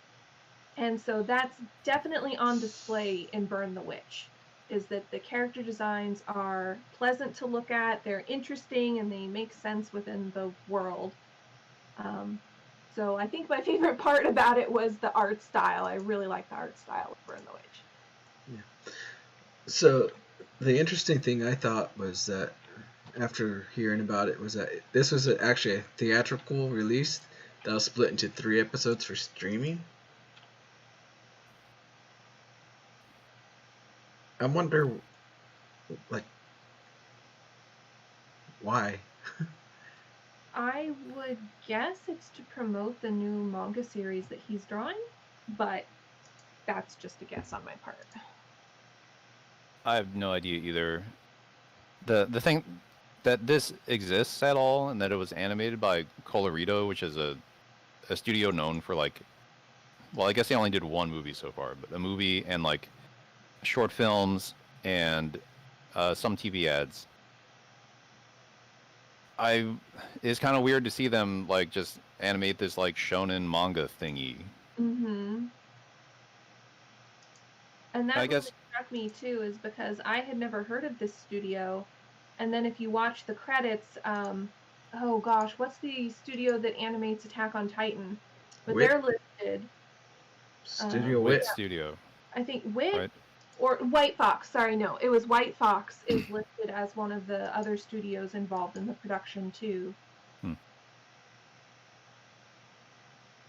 But I will say that this has the animation of a movie. You know, it doesn't have that like overblown kind of like freelancer animation style. It feels like the product of like a cohesive animation unit. And, you know, all the animation is like very refined. It's very smooth. Mm-hmm. It is movie quality in that sense. So I sort of came to it for that, you know, with like Kyoto Animation kind of out of the picture in the meantime. There isn't a lot of that happening in TV anime, so it was kind of refreshing to see that quality of animation. And, you know, that's why I went ahead and watched this kind of throwaway shonen thingy, you know, which ostensibly takes place in, you know, London, except it's basically Japan. It's like functionally Japan, but it has a London skin over it. Because, I don't know, I just got that feel from it of like, it's kind of a conformist society. They're hanging out around like vending machines a lot. Like, I don't know. I've never been to Britain, but I don't know if they have that kind of vending machine culture. But anyway, I felt like the story didn't really. It didn't seem like a standalone product, which was kind of disappointing. You know, for something that has the quality of a movie, but you watch it and it kind of makes no sense, and they don't. Mm-mm.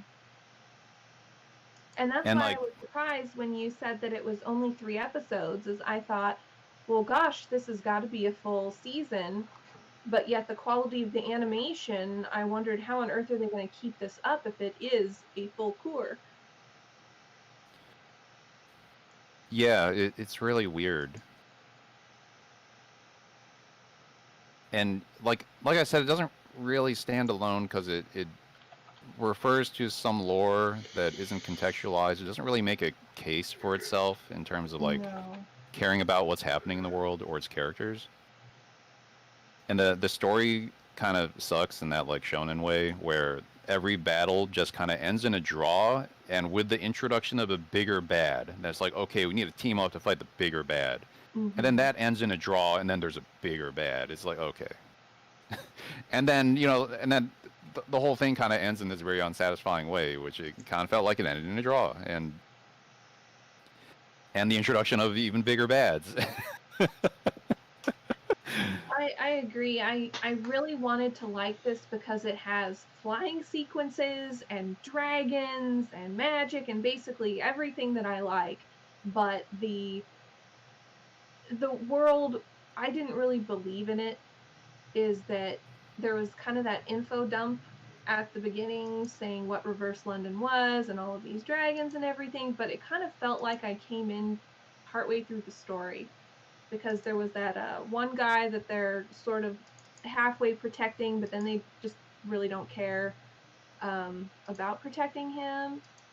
So, I don't know. I think the story could have used some more time in the oven or some more polish. Yeah, like I could picture the movie version of this, you know, being like 30 minutes longer. They have a bunch of like delightful, like living in reverse London type scenes that's just like full of like wondrous design work. And you're like, wow, this place is cool. And then, you know, they introduce the guy with the dog that has the dog wants to see the panties or something. I don't really understand it. Oh no, that was so weird. I forgot about that. But instead, it feels like the movie just sort of cuts 30 minutes into that, and it starts there, and you're kind of missing a bunch of context. So I don't know. I wish it was more than what it was. The other thing is, I kind of thought it was visually bland. Like, even though I say the animation is like solid and it looks nice, it moves nice, it feels nice. But when I think of like that, sometimes I watch a shonen thingy because the Sakuga people get really interested in it, you know, and I kind of hope that it's going to be something like the Ao Exorcist movie, which has like this over-the-top art design that's just like constantly visually dazzling. Mm-hmm. Or it's going to be like the Sacred Star of Milos, which is the Full Metal Alchemist like side story movie that had like this really wild like animation style. Oh, I never saw that one. On a visual level, it's pretty awesome. Like I'm not connected to the story of that at all, so I can't really comment on it. It seemed like, you know, straightforward that the heroes went to this place, and then, you know, there was something wrong with the place, and then there's a bad guy, and then they fight the bad guy. You know, yeah. It seemed pretty normal as like a shonen spin-off movie. But like visually, like the animation's just like crazy. It's awesome looking. You know, it looks like something like a over-the-top Sakuga piece, but also has kind of this Studio Ghibli character design style, and like seeing those two things together is like really interesting. But anyway, I was hoping that like, oh, Studio Colorito, which has this like visual identity, they did Penguin Highway, they did a bunch of like shorts, like I don't know, and like back in the day, do you remember that like YouTube short that everyone saw of the girl sort of like running downhill, and she just keeps running faster and faster? Yeah. Mm-hmm. So I think like that's sort of the origins of that studio, and they made a bunch of shorts that were also in that style. But I was hoping that like, okay, Colorito is going to do this shonen thingy. I hope they're going to like visually spice it up, and you know, but it's not spiced at all. It's like very straightforward execution of like shonen TV aesthetics. So I thought it was kind of flavorless in that sense. Like it's not poorly made, you know, it's far from that. But it could just use some sort of spice. Instead, it kind of looked like a really good-looking episode of, I don't know, like a Bones shonen thing. Like a Noragami or something like that. It was just kind of like desaturated and bland, and, you know, the character designs are like very straightforward and like straight out of a manga. So yeah, I don't know. I don't know what to say about it. I don't think it's like strictly that good because the story doesn't stand alone.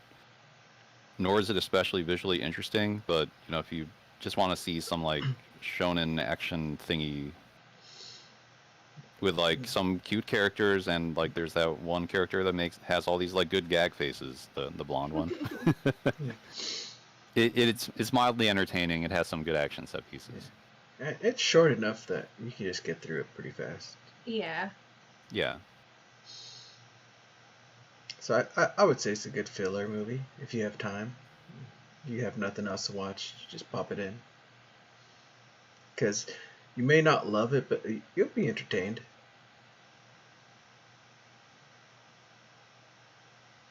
And shall we go to the next title? Sure. So, you know how Alice in Wonderland themes and tropes and all those other things, elements are really overdone in anime and stuff? Mm-hmm.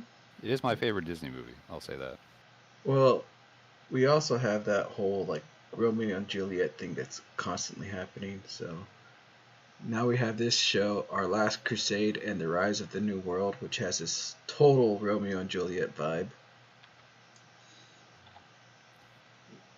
Kimi to boku no saigo no senjo, arui wa sekai ga hajimaru seisen. That's a long name. Yeah. Obviously, it's got to be a long name. So is this an isekai or what? No, it's a fantasy world. It's not an isekai. Okay. So that's one up thing it's got. And it's somewhat. I'm actually finding it very entertaining. It starts off with somewhat of an info up, talking about how these two empires have been built. Now, I didn't follow it along all that well because I just watched it today and I was like, I got to get through it, and I just put it on. And since it's doing info dump, I figured I can get caught up a little bit later. But now I realize maybe that info was a little more important to understand the world that's going on. But there's like, I guess, some kind of side that has a lot of these magic casters, or they use these abilities and they live on one part, and then you have the others that live, and they're in constant conflict right now. And Is it like the kingdom of magic and the kingdom of science? Like I'm reading this like very long-winded, complicated synopsis, and it kind of sounds like that.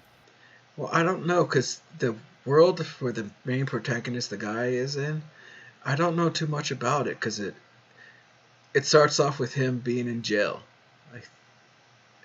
and it seems that he let a witch loose, or that's what they call the other people, witches, and he was sent to jail. He let a witch loose? Yeah. And he was like, I guess, a candidate to becoming one of the strongest fighters for their kingdom.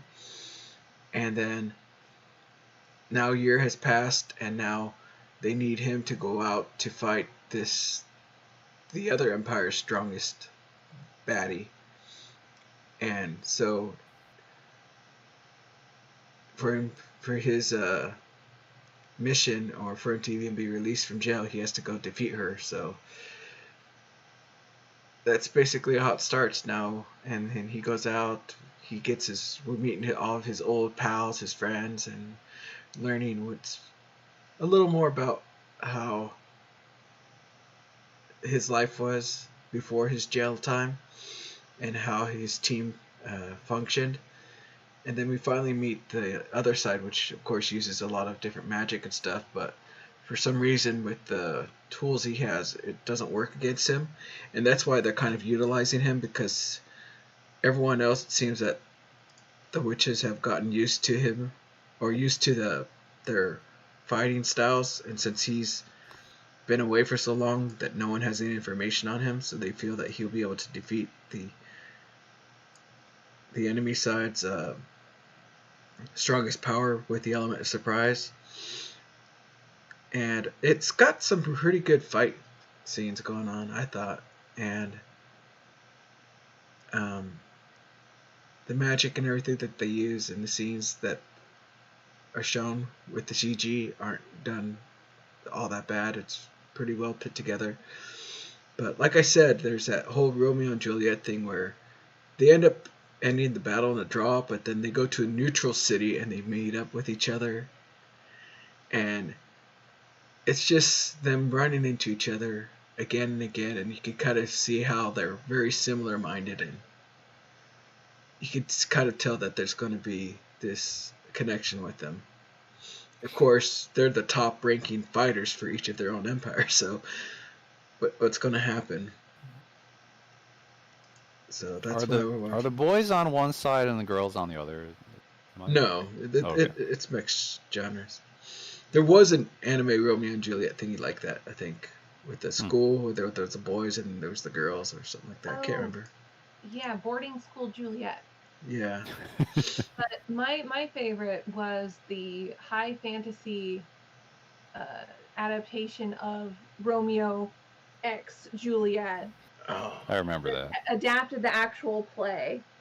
No, not really good. Not the actual play. Well, loosely adapted the actual play, we'll say. But the art style is somewhat I think unique to me. I don't know like who did this, or it looks like it's done by Silverlink. So the character designs are very off compared to what I normally see, and I don't know how to explain it. It's thrown me off a little bit, but other than that, everything else has been really fun.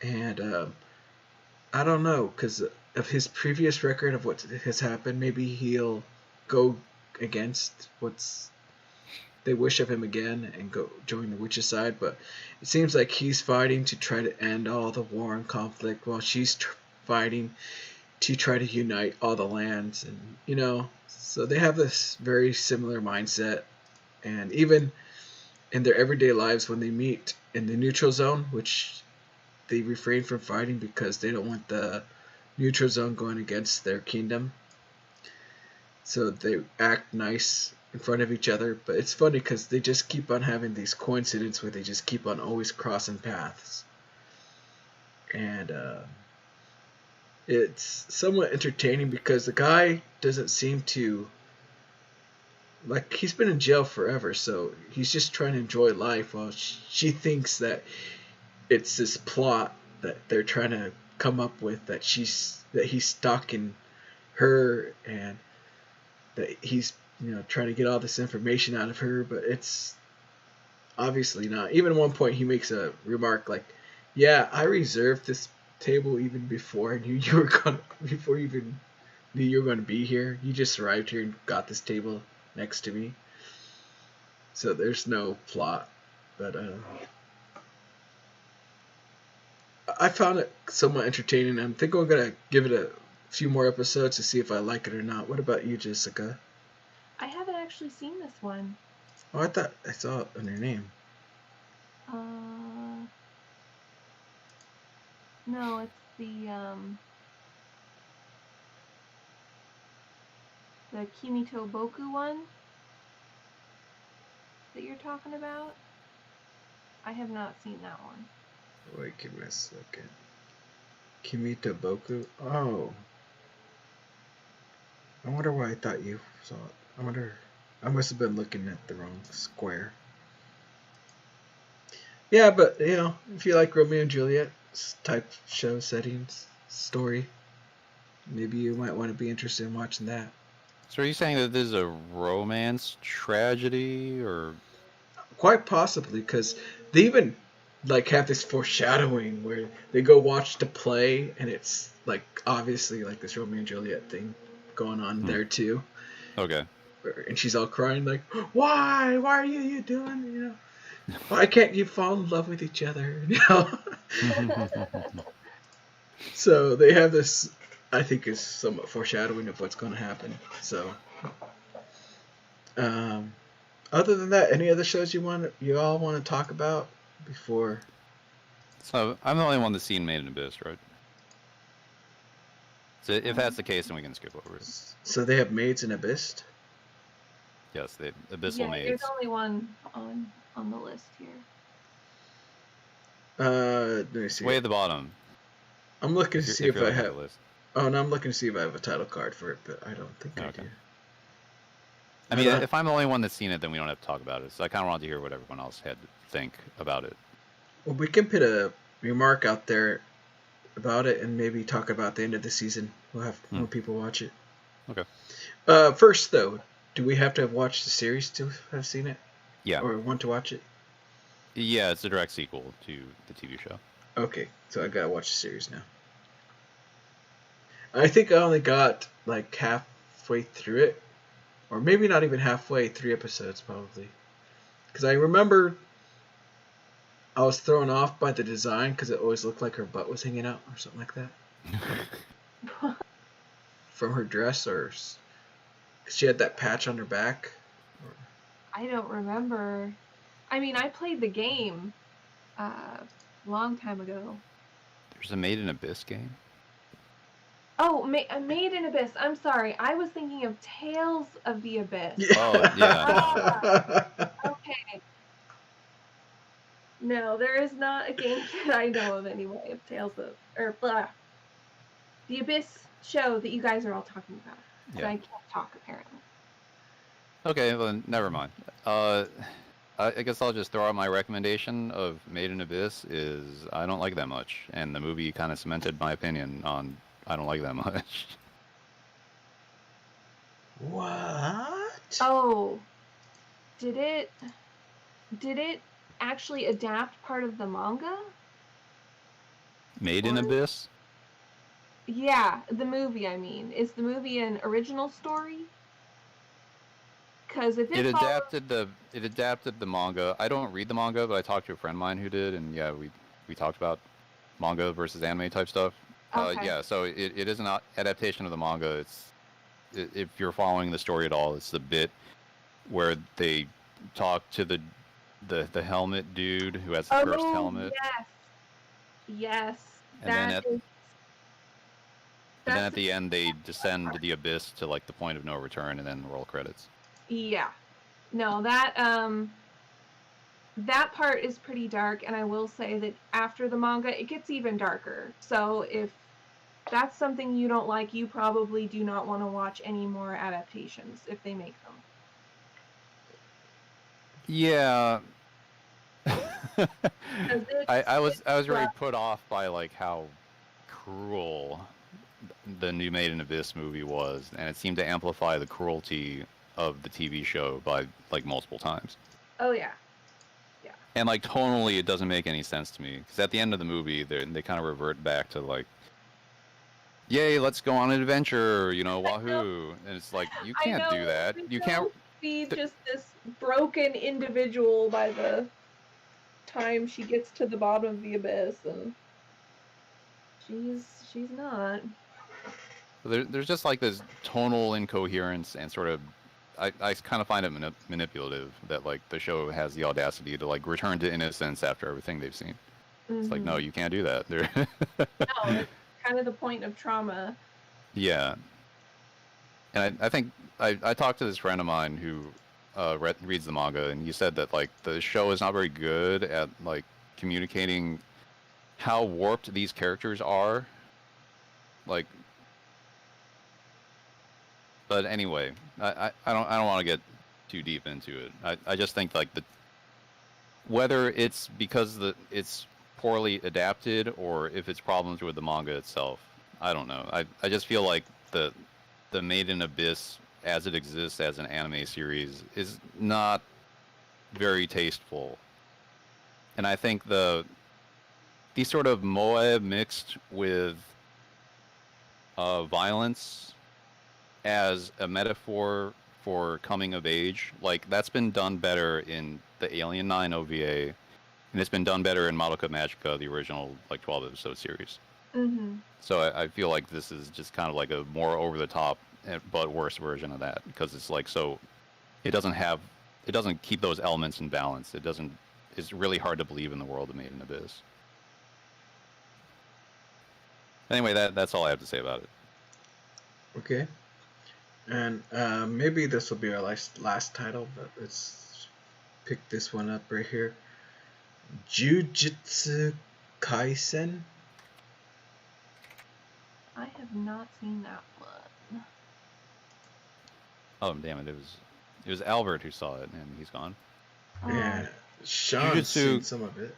Jujutsu Kaisen it's a Shonen Jump anime that the Sakuga people are going crazy for. So I'm like, okay, fine, I guess I'll watch it too. And I saw 2 episodes. It's got really good fight scenes. Like, can't deny, at least those 2 episodes look really good. It's from Mappa. Okay. So, like, my impression of Mappa is like they have a deep Rolodex, so to speak. So they can bring in like interesting freelancers, and it always shows in their like openings and endings. And this one isn't any different. Like the opening and ending for this thing, like, is full of character. They got like interesting people to work on it. But So that said, what do you say? Would you recommend it then? If you have no problems with like extremely derivative shonen action stuff, then when I first started watching this, I genuinely didn't know if this was a current manga adaptation or if they were adapting something from like the mid-90s. Oh wow. I had to look it up. Apparently it's current. It's a current Shonen Jump thing that started like last year. Yeah. But it's about a kid who turns into Devilman, and he fights demons after school. And not only that, he gets invited to like the demon hunting school. So now he's episode 2 is about like his first day at demon hunter school. So I'm just saying that it is insanely derivative, and it's not going to show you anything new. Yeah. So, but if you just want to see like a well executed genre piece, then that's what it is. I got this recommended to me by some people on Twitch. There were a lot of them were like, "Yo, you gotta see this, and I'm like, okay, I guess I'll try it. So I watched it 2 days ago, and I was surprised by a lot of the action sequence, and it's really well done, and it's pretty clean. But like Sean said, it's pretty typical of a lot of the shonen, especially like maybe like Blue Exorcist, right? Kind of thing. Yeah, it's just like every show about kid who hunts demons after school ever made. Mm-hmm. Plus, this sort of post-Harry Potter demon, I don't know, exorcist type thing, where it's like, then we're going to go to demon hunter school. Yeah, so, first, but there are some things I'm kind of interested in. Like, obviously, there's something with this boy because he had strength and abilities far beyond what anyone else had before he became or ate this demon or. Yep. So there's obviously something that predates his encounter with the spiritual or supernatural. Yeah, he's the chosen one. He's so strong that he can contain the demon inside. Yeah, so against all odds. So I'm kind of I'm kind of watching to try to understand what's going on there and see that. Plus, like I said, the fighting scenes are pretty fun. The 3rd season, we just got a new character, and the 3rd episode, right? Yeah, 3rd episode, we just got a new character because they mentioned in the 2nd episode that there was 3 first years. So now we got to see who the last one is, and is that his rival? Does he have rival hair? No, it's a swoop over one eyeball. It's a female from a countryside that comes in, but she's like very rough, and the personalities of the main guy and her clash a lot, and it's kind of funny because you could see that they're basically almost like the same person. But one's female, one's male, and it does seem that there's going to be quite a bit of rivalry between them. But Yeah, I mean, Describe the hair. she's just got short hair, just short, straight hair. And I feel like they're really chipping out on the the potential of rival hair. That's kind of an inside joke between a friend and I. Where Okay. it's like if there's a rival, then they have like some very like aggressive, edgy hairstyle. Yeah, but they do have very expressive emotions in their faces that they draw a lot. So it's pretty fun to see all the different expressions and how they play around with them. It's just not the fighting that's very entertaining. It's also uh, the way they talk in the comedy. Because, like, I guess the boy is from the country too, or I don't know where exactly he was from, but they end up going to Tokyo, and he's like this. He's on tourist mode, like, oh my god, we gotta go here, and she's like, no, we gotta go here. And they have this like conflict with each other. It's somewhat comedic, but overall, it's not too bad. I mean, we got Double Eye Kakashi here. That's Today I did a Google image search, and the main character looks like Natsu from Fairy Tail, and then you have Nami from One Piece, and the Mr. Spikes over here, who we've seen a billion times before. yeah. So we'll see how it goes, but supposedly there's what is it, 20 pieces or something? I can't remember. I think it was some really high number of these demon cursed items that he has to get. So Right, yeah, they have some funny explanation that's like he swallows one finger and that's like one piece of the demon. Now he has the quest to swallow all 20 fingers. It's like, do you mean toes? It's like, no, he had like 2 pairs of arms or something. yeah. So he's like Dororo and Inuyasha, kind of. Yeah. So, and they explain it that as if he eats them and takes all the curses, that when they kill him, that the curses are gone. Yeah, the plan is that he will contain all the curses inside of him, and then he will be executed, thus ending the curse. I'm sure that plan will go swimmingly. Yeah. Or else he could just die right now. It's basically the ultimatum they give him. Like, we can kill you right now, or you can delay it. Yeah, instead he took it upon himself to collect all of the cursed fingers that are I don't know, causing demon problems throughout the land. Yeah. But other than that, it's entertaining in a way. I can obviously see why a lot of people are going to be watching it. So yeah, watch. I mean, I can tolerate silly storylines if it looks pretty because I'm shallow. So it's not that you're going to tolerate it in the sense that it's like it's shallow or anything. It's more or less like I've seen this done so many times that it's no longer new. That's how I see it. Yeah. Like if you've seen Black Clover, you've seen this. If you've seen Blue Exorcist, you've seen this. Type of thing. Yeah, he has some like father figure that dies in the first episode, but as he dies, he says something important that will stay with him forever, and it's like and that's why he becomes a hero. And he's like, yeah, I've seen Spider-Man. Yeah, Uncle Ben, no. But yeah, I mean, I'll probably like it's not so bad like Black Clover where I couldn't stand it with the characters. It's not that bad, but it's good enough that I can actually see myself watching it all and at least be able to go to the next convention and go, yeah, I seen that. That's a cool show. I do confess I have a soft spot for shonen. That's where I started my manga journey. So I think I have a higher tolerance level for a lot of the tropes and stuff, so I may check this out.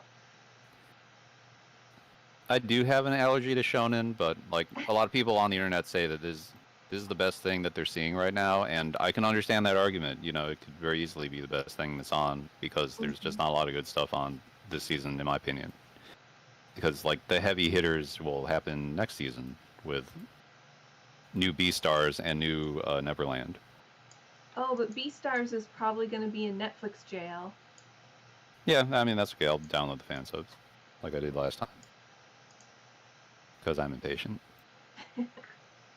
Or you can get NordVPN. Yeah, and stream it in Japanese. Yeah, that's true. Sponsored. No, just kidding. We don't get sponsored here.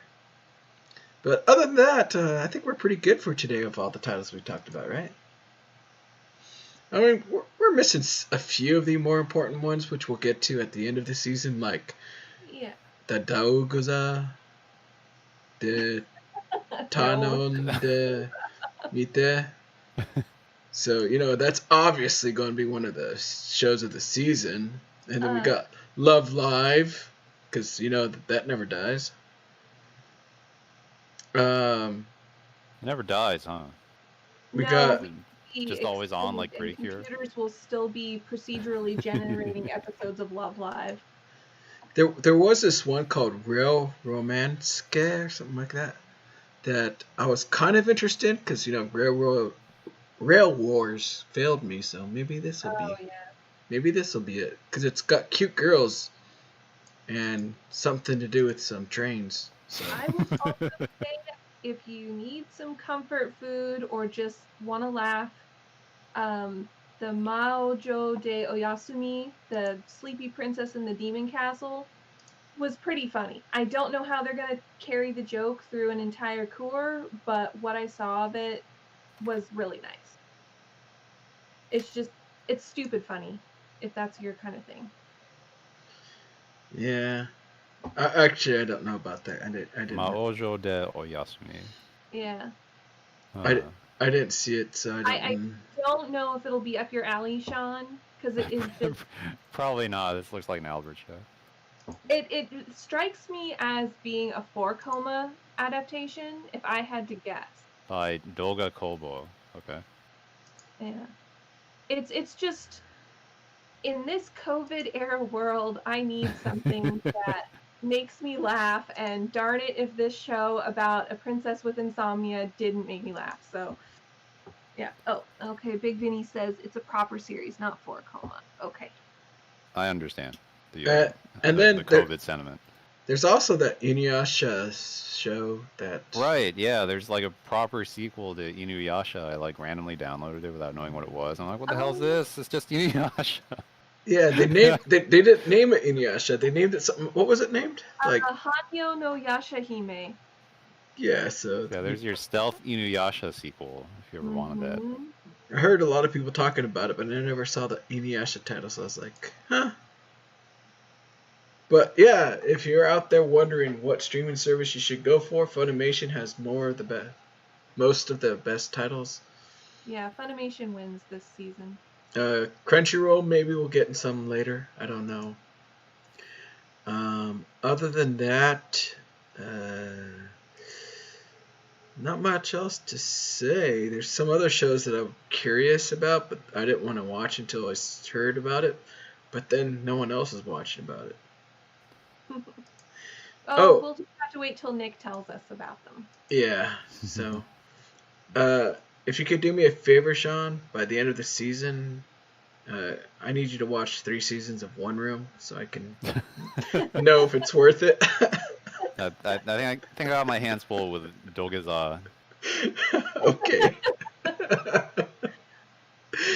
But yeah, for everyone else watching out there, thank you for joining us this long, and hopefully you can join us on our Discord.